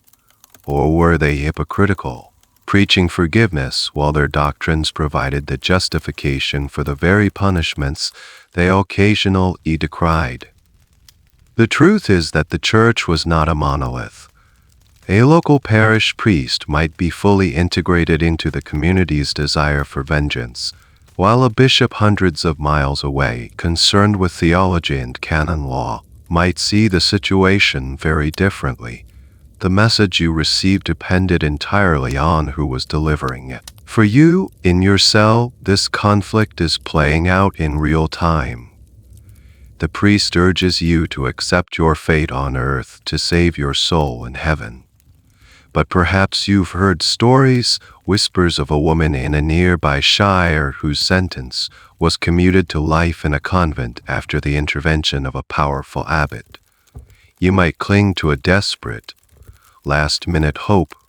Will a higher power intervene? Will the church that condemned you also be the one to save you? But the priest at your door is not a bishop. He is a part of this community. His loyalty is tied to your husband, his patron. Your death will serve as a moral lesson for his flock. Your confession will be a testament to the power of the faith. The church, in his view, is functioning exactly as it should. It is defining sin, sanctioning its punishment, and offering a path to redemption in the final moments. It is a closed, perfect loop, and you are the one trapped inside it. The days that follow the verdict are the worst of all. The trial had a horrifying momentum. The shaming was a chaotic, painful blur. But now, there is only stillness. You are left alone in the dark with nothing but the chilling certainty of your fate. This is the long wait. Your world has shrunk to the size of this room. For stone walls, a wooden door, a sliver of sky. You mark the passing of time by the changing light in the high barred window. A pale gray for dawn, a brighter white for midday, a slow fade to orange and then deep indigo for dusk. The days are featureless, punctuated only by the guard's footsteps and the slide of a bowl of thin gruel and a cup of water through a slot in the door. The silence is a living thing. It presses in on you. In the first few days, you might have wept or raged or prayed until your voice was hoarse. But your body and spirit can only sustain that level of intensity for so long. A deep, heavy apathy begins to settle in. A way for your mind to protect itself from a reality that is too terrible to fully comprehend. You lie on your cot for hours, staring at the ceiling, at the patterns of damp on the stone. You are just existing, waiting. Your mind, when it does stir, becomes a cruel tormentor.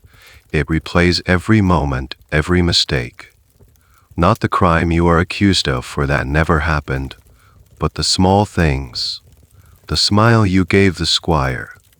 The book you should have never opened.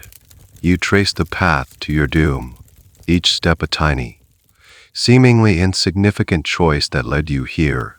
You see Eleanor's watchful eyes, your husband's cold fury, the fear on the squire's face, a silent play performed in the theater of your mind. You wonder about the squire. What happened to him? Was he banished? Executed? You feel a pang of guilt, knowing that your small innocent moment of connection has likely destroyed his life as well. You wonder about your family, your mother and sisters. Do they think of you? Do they believe you are guilty? Or do they simply weep for the shame you have brought upon them? You are a ghost to them already, a memory to be buried. This period of waiting was a standard part of the process, though its length could vary. It wasn't about mercy. It allowed time for any final appeals to higher authorities, however unlikely. It allowed the priest time to work on securing your confession, and, from a more practical standpoint, it allowed time for the logistics of your execution to be arranged. Here we find a grim and bureaucratic detail of the system. Executions cost money. The wood for a pyre had to be bought and transported. An executioner often had to be summoned from a larger town and paid a fee for his services. These were expenses that the lord or the community had to bear. Sometimes, a delay was simply a matter of getting the necessary funds and personnel in place. Your life is forfeit, but its end is still subject to mundane budgetary concerns. It's a detail that strips the event of any remaining shred of high drama and reveals it for what it is, a grim piece of administrative housekeeping. The historical debate here often touches upon the psychological state of the condemned. Relying on the few surviving letters or accounts from this period, historians try to piece together what this waiting was like. Some prisoners seem to find a profound sense of religious peace, accepting their fate and preparing their souls for the next world. Others show evidence of bitter anger, protesting their innocence to the very end. And many, it seemed, simply shut down. They entered a state of profound depression, what was then called melancholy, a quiet surrender to the inevitable. You feel this surrender creeping into your bones. The hope that flickered in you for a last-minute reprieve, for a miracle, begins to die. It is a slow, cold process. You start to think of your own life in the past tense. You remember the feeling of sun on your face in the garden, the taste of a fresh apple, the sound of your sisters laughing. These memories are no longer part of a continuous life, but artifacts from a world you no longer belong to. The darkness in your cell becomes a strange kind of comfort. It hides you. It dead-ens the world. In the dark, you are not the shamed adulteress, the condemned prisoner. You are just a body breathing.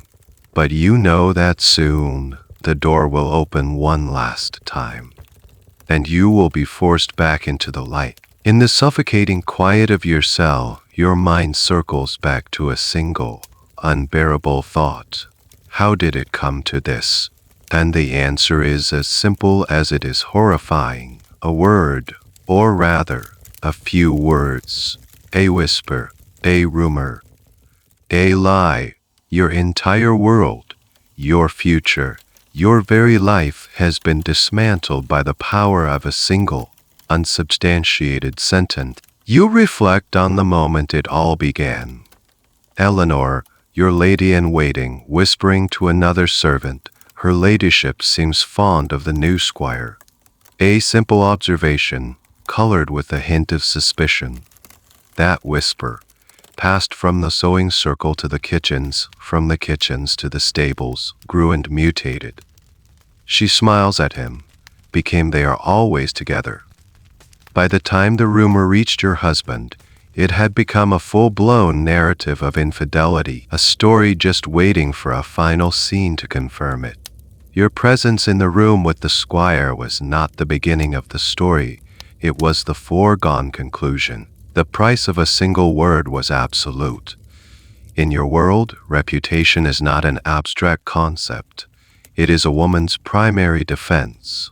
Without a good name, you have no credibility. The legal system itself was built on this premise. When the steward spoke of your change in demeanor, he was using words to erode your reputation in a formal setting. When Eleanor spoke of your reading habits, she was using words to define your character as flighty and romantic, and therefore prone to sin. They were not proving a crime, they were grafting a character sketch, and once the sketch was accepted, your guilt was assumed. This is the terrible power of slander and gossip in a closed community. Words take on a life of their own, becoming more real than reality itself. There was no way for you to fight it. To deny the rumor would be seen as proof of your guilt. To ignore it would be seen as tacit admission. You were wrapped in a web of words spun by others. This brings us to a peculiar and rather pathetic legal remedy that was sometimes available: the action for defamation. In theory, a person whose reputation was damaged by slander could sue their accuser.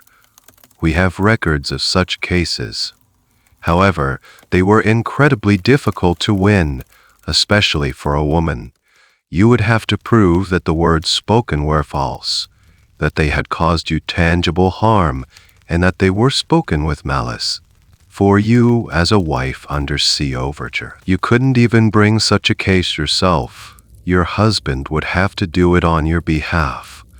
And in your situation, your husband is the one benefiting from the slander, not fighting it. A fascinating subcategory of these defamation cases involves the specific insult of calling a woman a whore or accusing her of inchastity.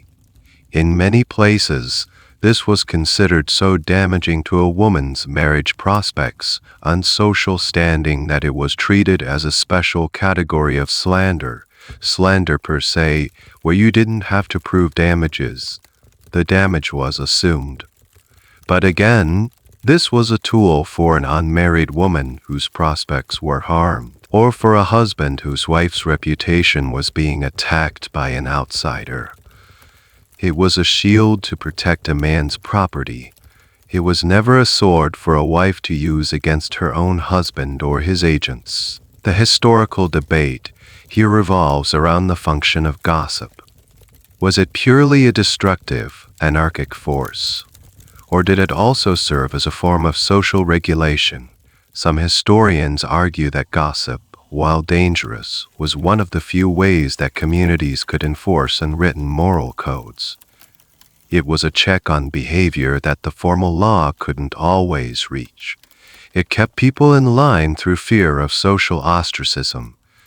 In this view, the whispers about you were the community's immune system kicking in, identifying a perceived threat to the moral order and isolating it. But for you, the person being isolated, this academic perspective offers no comfort. You are not a threat to the moral order. You are the victim of it. You think of the squire. His life too was likely ruined by a word. The word adulterer, spoken by your husband, branded him. Even if he escaped with his life, that word would follow him forever, making it impossible to find service in another noble house. It all comes down to the same devastating truth.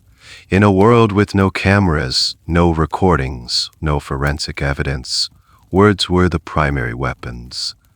And, in a battle of your word against your husband's, you never stood a chance. He had the authority, the status, and the power. His words had weight. Your words were the wind. As you sit on your cot, you understand that you are not being executed for an action. You are being executed for a story, in which you have no power to edit. The final page has been written by others, and the price of their fiction is your life. The final morning arrives. It is announced not by words, but by the sound of the bolt being drawn back, this time with a grim finality. The guards enter, along with the priest, who has come to walk with you on your final journey. There is no more talk of confession or damnation. There is only a quiet, somber procession out of the castle and towards the place of execution. The method of your death was not chosen at random. In the legal and symbolic language of your time, the punishment was designed to fit the crime. For a woman convicted of adultery, the methods were oft unspecifically chosen to reflect the nature of her transgression. You are to be executed by water, fire, or stone. If your sentence is death by water, it is most likely drowning. You are led to the river or a large pond, the same place you may have endured the ordeal. But this time, there is no hope of being pulled out.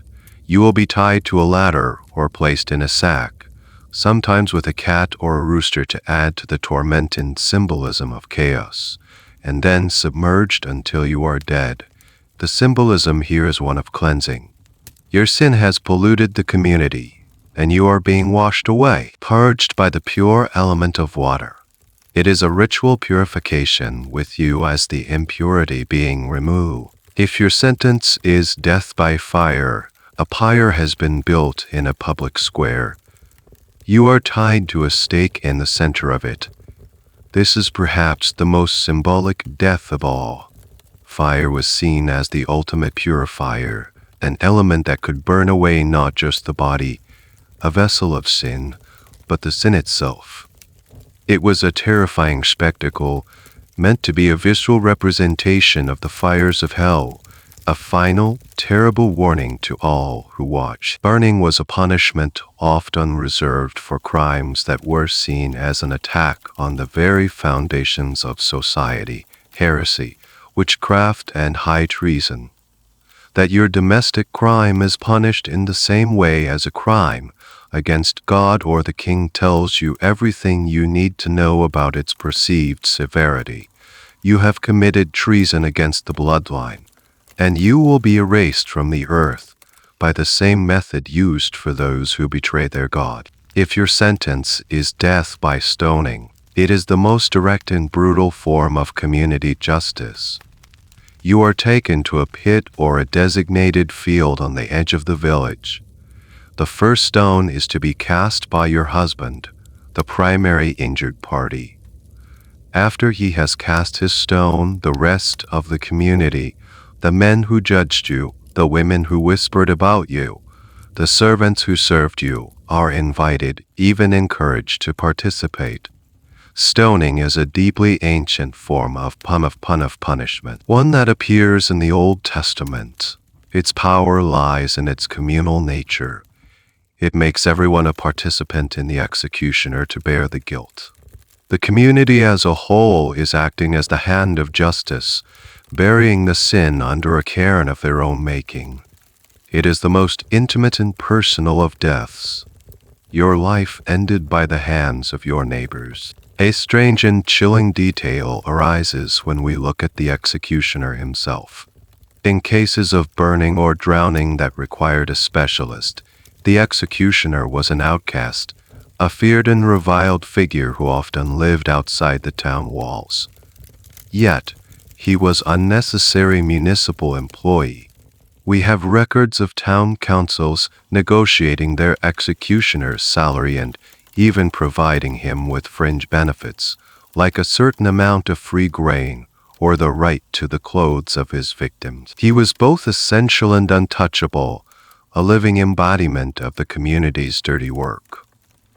The man who ends your life may well be a salaried professional, his grim task just another day's work. The historical debate around the choice of execution method is complex.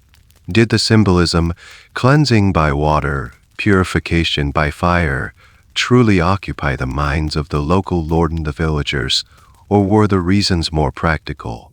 Drowning was a powerful spectacle. Stoning required no special equipment. Some historians argue that the elaborate symbolism was a later invention of chroniclers and theologians, and that the reality on the ground was far more pragmatic.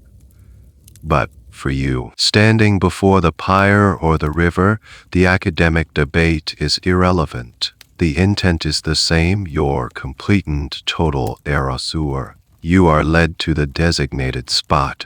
The crowd is silent now, the jeering of the shaming ritual replaced by a somber, watchful hush. You see your husband's face in the crowd. He is watching, his expression unreadable. This is the culmination of his honor being restored. This is the final act of the play.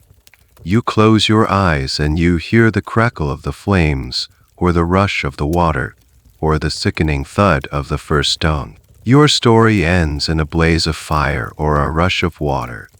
But the world, of course, does not end with you. After the crowd disperses, after the last embers of the pyre have cooled, life in the castle and the village returns to a semblance of normality with a speed that would be shocking. Were you able to witness it? And for your husband, life simply goes on. His period of grieving is brief and formal, if it exists at all. He has already performed his public duty as the wronged husband. He has shown his strength and defended his honor. Now, he is free to reap the rewards. Socially, his standing is higher than ever. He is seen as a decisive leader, a man not to be trifled with. His reputation is not just restored, it is burnished, hardened in the fire that consumed you. Legally and financially, he is in an excellent position. Your dowry, the lands, the cattle, the money that your family provided upon your marriage, remains under his control. The law is quite clear on this. As a wife convicted of a crime of this magnitude, you have forfeited all claims. Your family cannot ask for the dowry back. It has been absorbed completely into his estate. Your death, in a grim, practical sense, has made him. He is now one of the most eligible widowers in the region. He is a man of property and proven authority. Before a respectable amount of time has even passed, negotiations will begin for a new match. Messengers will once again ride between castles, carrying offers and counter-offers. Your father-in-law or your husband himself will be looking for a new bride, a new alliance, a new womb to provide the all-important heir. Your brief, tragic chapter in the family's history is over, and they are already turning the page. Your memory is methodically erased, your personal belongings, the paraphernalia that was legally yours, your embroidery, the small trinkets in your sewing box, are likely disposed of. They might be given away to the servants, or perhaps even burned, considered tainted by your sin. The space you occupied, the chair you sat in, the chamber you slept in, will be prepared for the next wife. It is a quiet, systematic removal of your existence. A new lady of the castle will be walking the halls, carrying the ring of keys, and sitting in your place at the high table. This is the system working as intended. It is designed to be resilient, to ensure that the patrilineage, the great chain of male inheritance, is not disrupted by the failure of a single link. You were that link, and you have been replaced. One of the more peculiar historical footnotes to this situation concerns the fate of the other man. In your case, the young squire. While his punishment was severe, it was rarely death. The crime was seen as yours more than his. You were the gatekeeper of the bloodline. He was merely a trespasser. He might have been flogged, branded, or castrated, a punishment that directly addressed the nature of his offense, and then banished. The powerful family he had offended would want the scandal to disappear as quietly as possible. After a period of punishment, he might simply be sent away, warned never to return. His life would be ruined, but it would, in most cases, continue. This highlights the deep gender imbalance of the law. He committed the same act, but as a man, his life was not considered as forfeit as yours. Historians debate the emotional reality for the husband. Was he a cold, calculating monster who used the law to dispose of an inconvenient wife? Or was he a man of his time, genuinely believing he had been dishonored, and acting according to the harsh codes of his society? Was there any room for regret or sadness? The official records, the chronicles and legal documents, are silent on this. They record the public facts, not the private feelings. But the swiftness with which most widowers remarried and moved on suggests that personal grief was a luxury few could afford, or perhaps a feeling that was ruthlessly suppressed in the service of dynastic duty. Your husband's life continues its forward momentum. He will have other children. He will fight in other battles. He will grow old. Your name, if it is ever spoken, will be a cautionary tale for his new wife and daughters, a dark story whispered by the fire on a winter's night. A story about a woman who failed in her duty, who brought shame upon the house, and who met a just and terrible end. He is the protagonist of the story that continues. You are just the tragic backstory, a ghost who haunts the first few pages before disappearing entirely. There is one loose thread, one lingering question that remains in the wake of your erasure. What of the children? If you had a child or children before the accusation was made, their fate is now cast into a strange and precarious twilight. They are the children of a ghost, and their lives will be forever marked by your absence and your shame. If you had a son, he is the heir.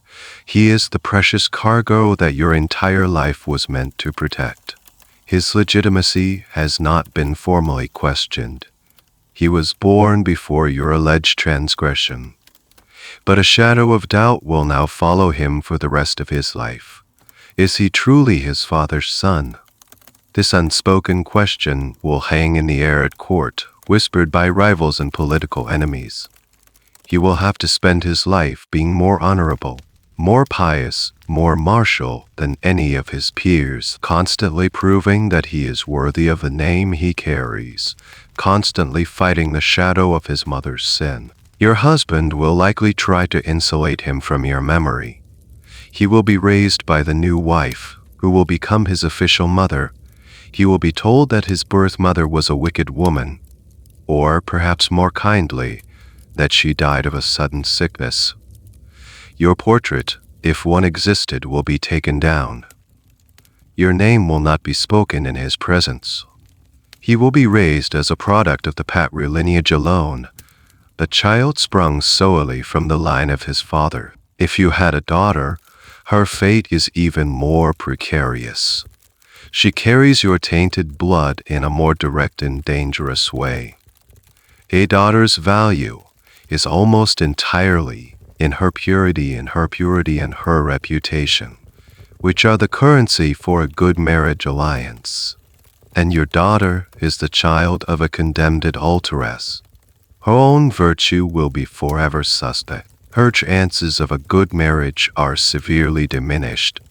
A powerful lord will not want to ally his family with a bloodline that has been stained by such a public scandal. He will not want a daughter-in-law whose mother was executed for inchastity. She will likely be married off to a lesser nobleman, a knight with little land, or a distant ally to whom the family owes a favor. Her value on the marriage market has plummeted.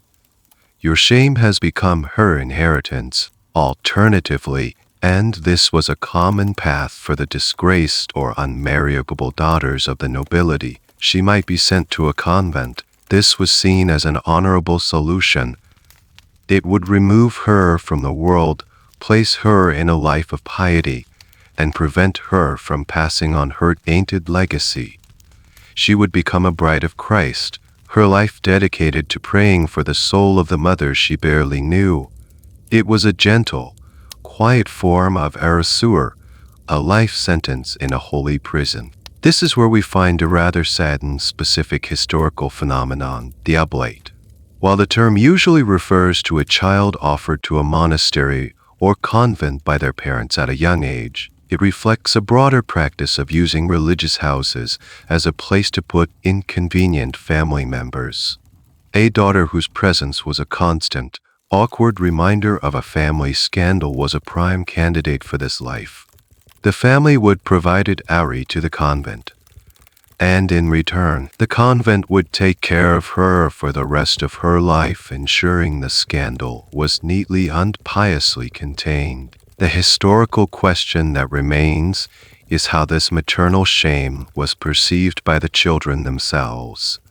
The records, written by adults and mostly by men, are largely silent on the emotional lives of these children. Did they resent their mother? Did they secretly mourn her? Did they believe the stories they were told? We can only speculate. It is the quiet, unwritten history of children forced to navigate a world that has branded them with their mother's ghost. Your children, if they exist, are the living legacy of your tragedy. They are the ripple effect of the stone that was dropped in the pond. Your son will fight to overcome your shadow, and your daughter will be forced to live within it. You have been removed, but the wound you left in the family tree, whether real or imagined, will continue to scar the next generation. They are the final victims of a crime that never even happened. The story of the accused woman almost always ends in tragedy. The system was designed for conviction, the social pressures too immense, the burden of proof too impossible. But history is never a perfect, seamless narrative. It is filled with cracks, with anomalies, with moments that defy the expected pattern. And every now and then, in the midst of all this darkness, we find a story with a different ending, a crack in the system that lets in a sliver of light. Let's imagine such a story. Let's call her Marguerite. Like you, she was a noblewoman, married into a powerful family. Like you, she was accused of adultery by her husband. The evidence was flimsy whispers, a misinterpreted friendship with a visiting poet. The husband was powerful and determined. The community was prepared for the familiar drama of shame, trial, and execution. The machine was set in motion. But Marguerite had something you did not. She had powerful, loyal, and politically savvy birth family. Her brother was a bishop. Her uncle was a baron with close ties to the king. When they heard of the accusation, they did not abandon her to her fate. They saw the charge for what it likely was, a political move by her husband to break their alliance and free himself for a more advantageous match. They decided to fight back. The trial began as yours did, in the great hall of her husband's castle. But this time the proceedings were interrupted. A delegation arrived, led by Marguerite's formidable uncle. He did not come to plead for mercy. He came to question the court's jurisdiction. He argued that a case involving a woman of her standing, a member of two great families, could not be justly tried in a local manorial court presided over by the accuser himself. He demanded the case be moved to a higher court, an ecclesiastical court overseen by Marguerite's bishop brother, or even a royal court. This was a bold and brilliant move. It shifted the conflict from a domestic dispute into a political power struggle. Her husband could refuse, but to do so would be to openly defy a powerful bishop and a baron, risking political isolation or even armed conflict. Reluctantly, he was forced to agree. The case was delayed for months, and in that time Marguerite's family went to work. They produced witnesses who swore to Marguerite's piety and virtuous character. They put pressure on the key witnesses against her. The lady-in-waiting who had started the rumors suddenly found her own marriage prospects disappearing.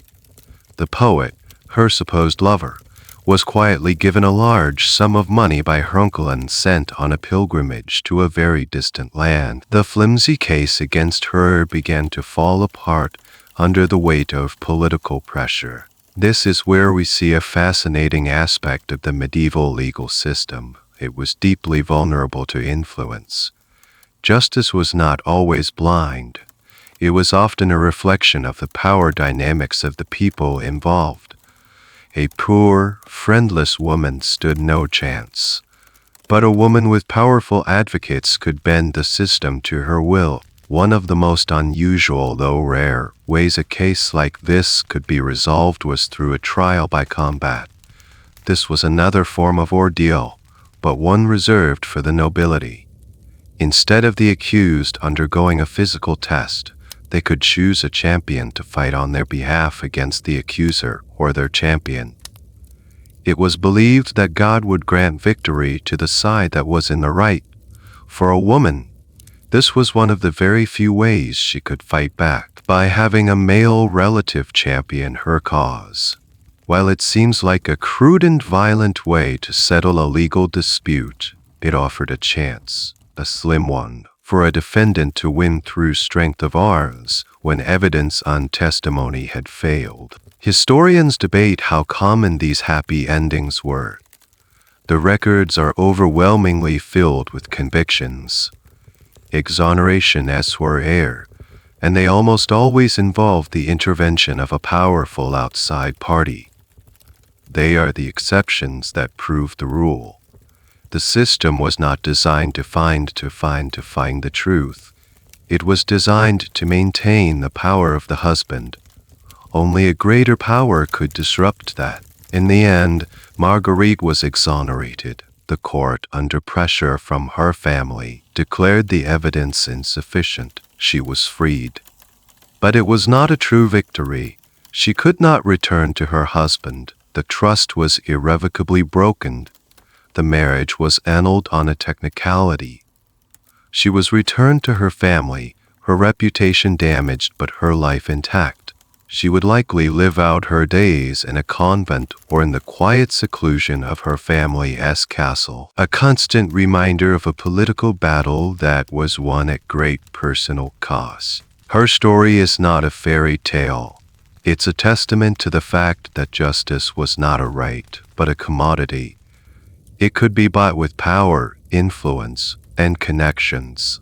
Marguerite survived not because she was innocent, but because she was valuable to people powerful enough to protect their investment.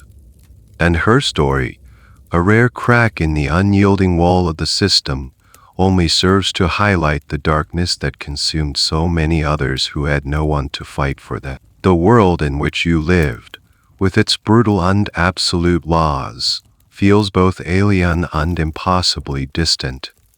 The idea that a woman's life could be forfeit for a suspected transgression seems a relic of a darkened, unenlightened age. And, in many ways, it is. The slow fading of these laws was not a single event, but a gradual erosion over centuries, driven by profound changes in how people thought about law, society, and the individual. The first cracks in the old system, as we have seen, came from within the church. The abolition of trial by ordeal in 1215 was a seismic shift. It forced the legal world to move away from relying on divine intervention and toward a system based on human reason and evidence. This was a slow, messy process, but it planted the seed of a revolutionary idea that the truth could be discovered through investigation and rational argument, rather than superstition. As the Middle Ages gave way to the Renaissance and the Enlightenment, a new way of thinking about the individual began to emerge. Philosophers and legal theorists started to talk about concepts like natural rights, the idea that every individual possessed certain rights simply by virtue of being human, not because of their social status. This was a direct challenge to the old hierarchical world where your rights depended entirely on who you were, a lord, a peasant, a man, a woman. The rise of centralized states and powerful monarchies also played a crucial role. Kings and their governments began to create more unified, professional legal systems. Royal courts with trained judges and lawyers gradually replaced the patchwork of local, customary laws dispensed by feudal lords.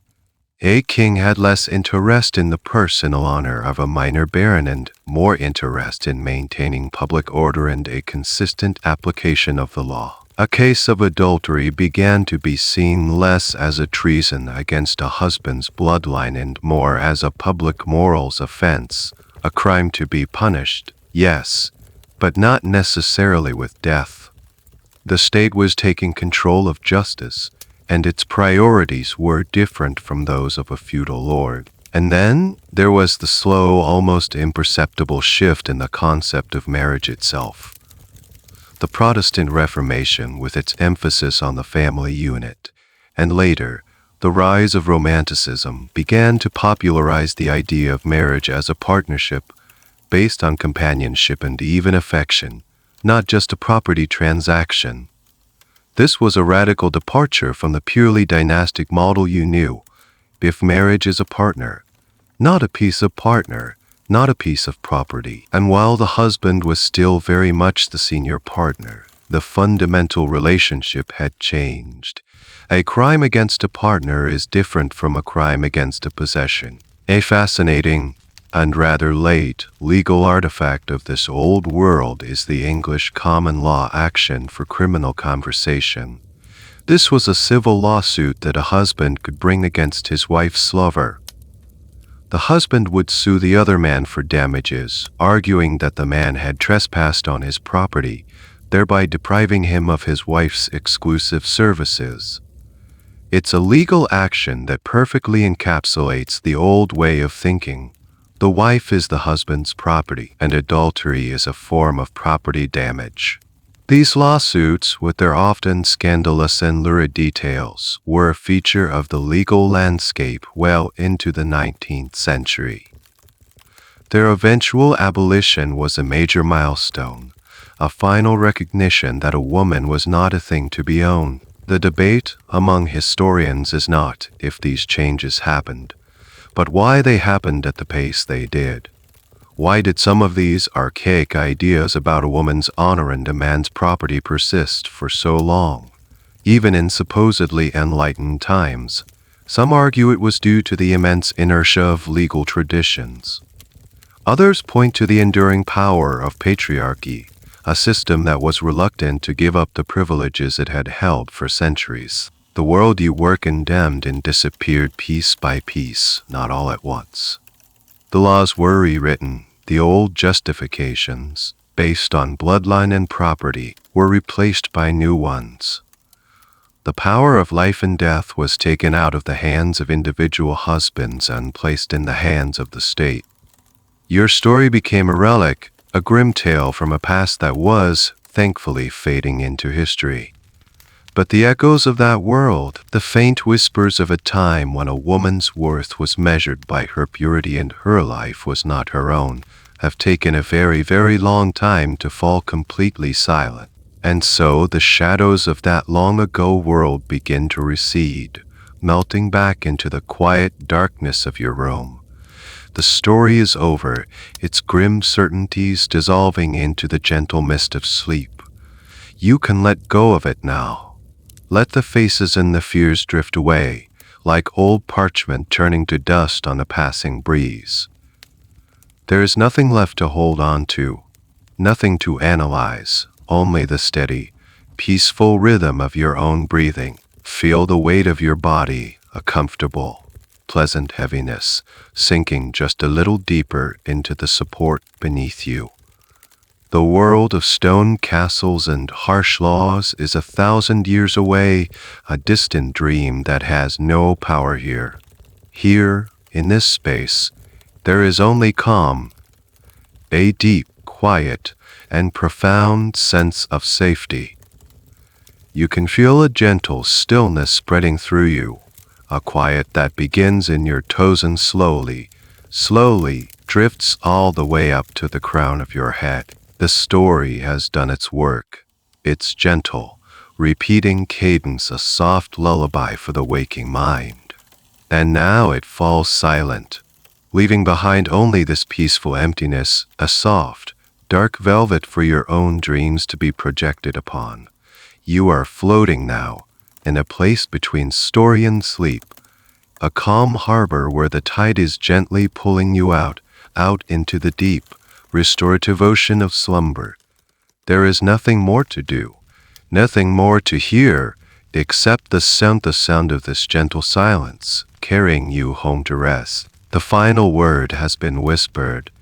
If your mind is still gently stirring, you're welcome to drift into another of my stories.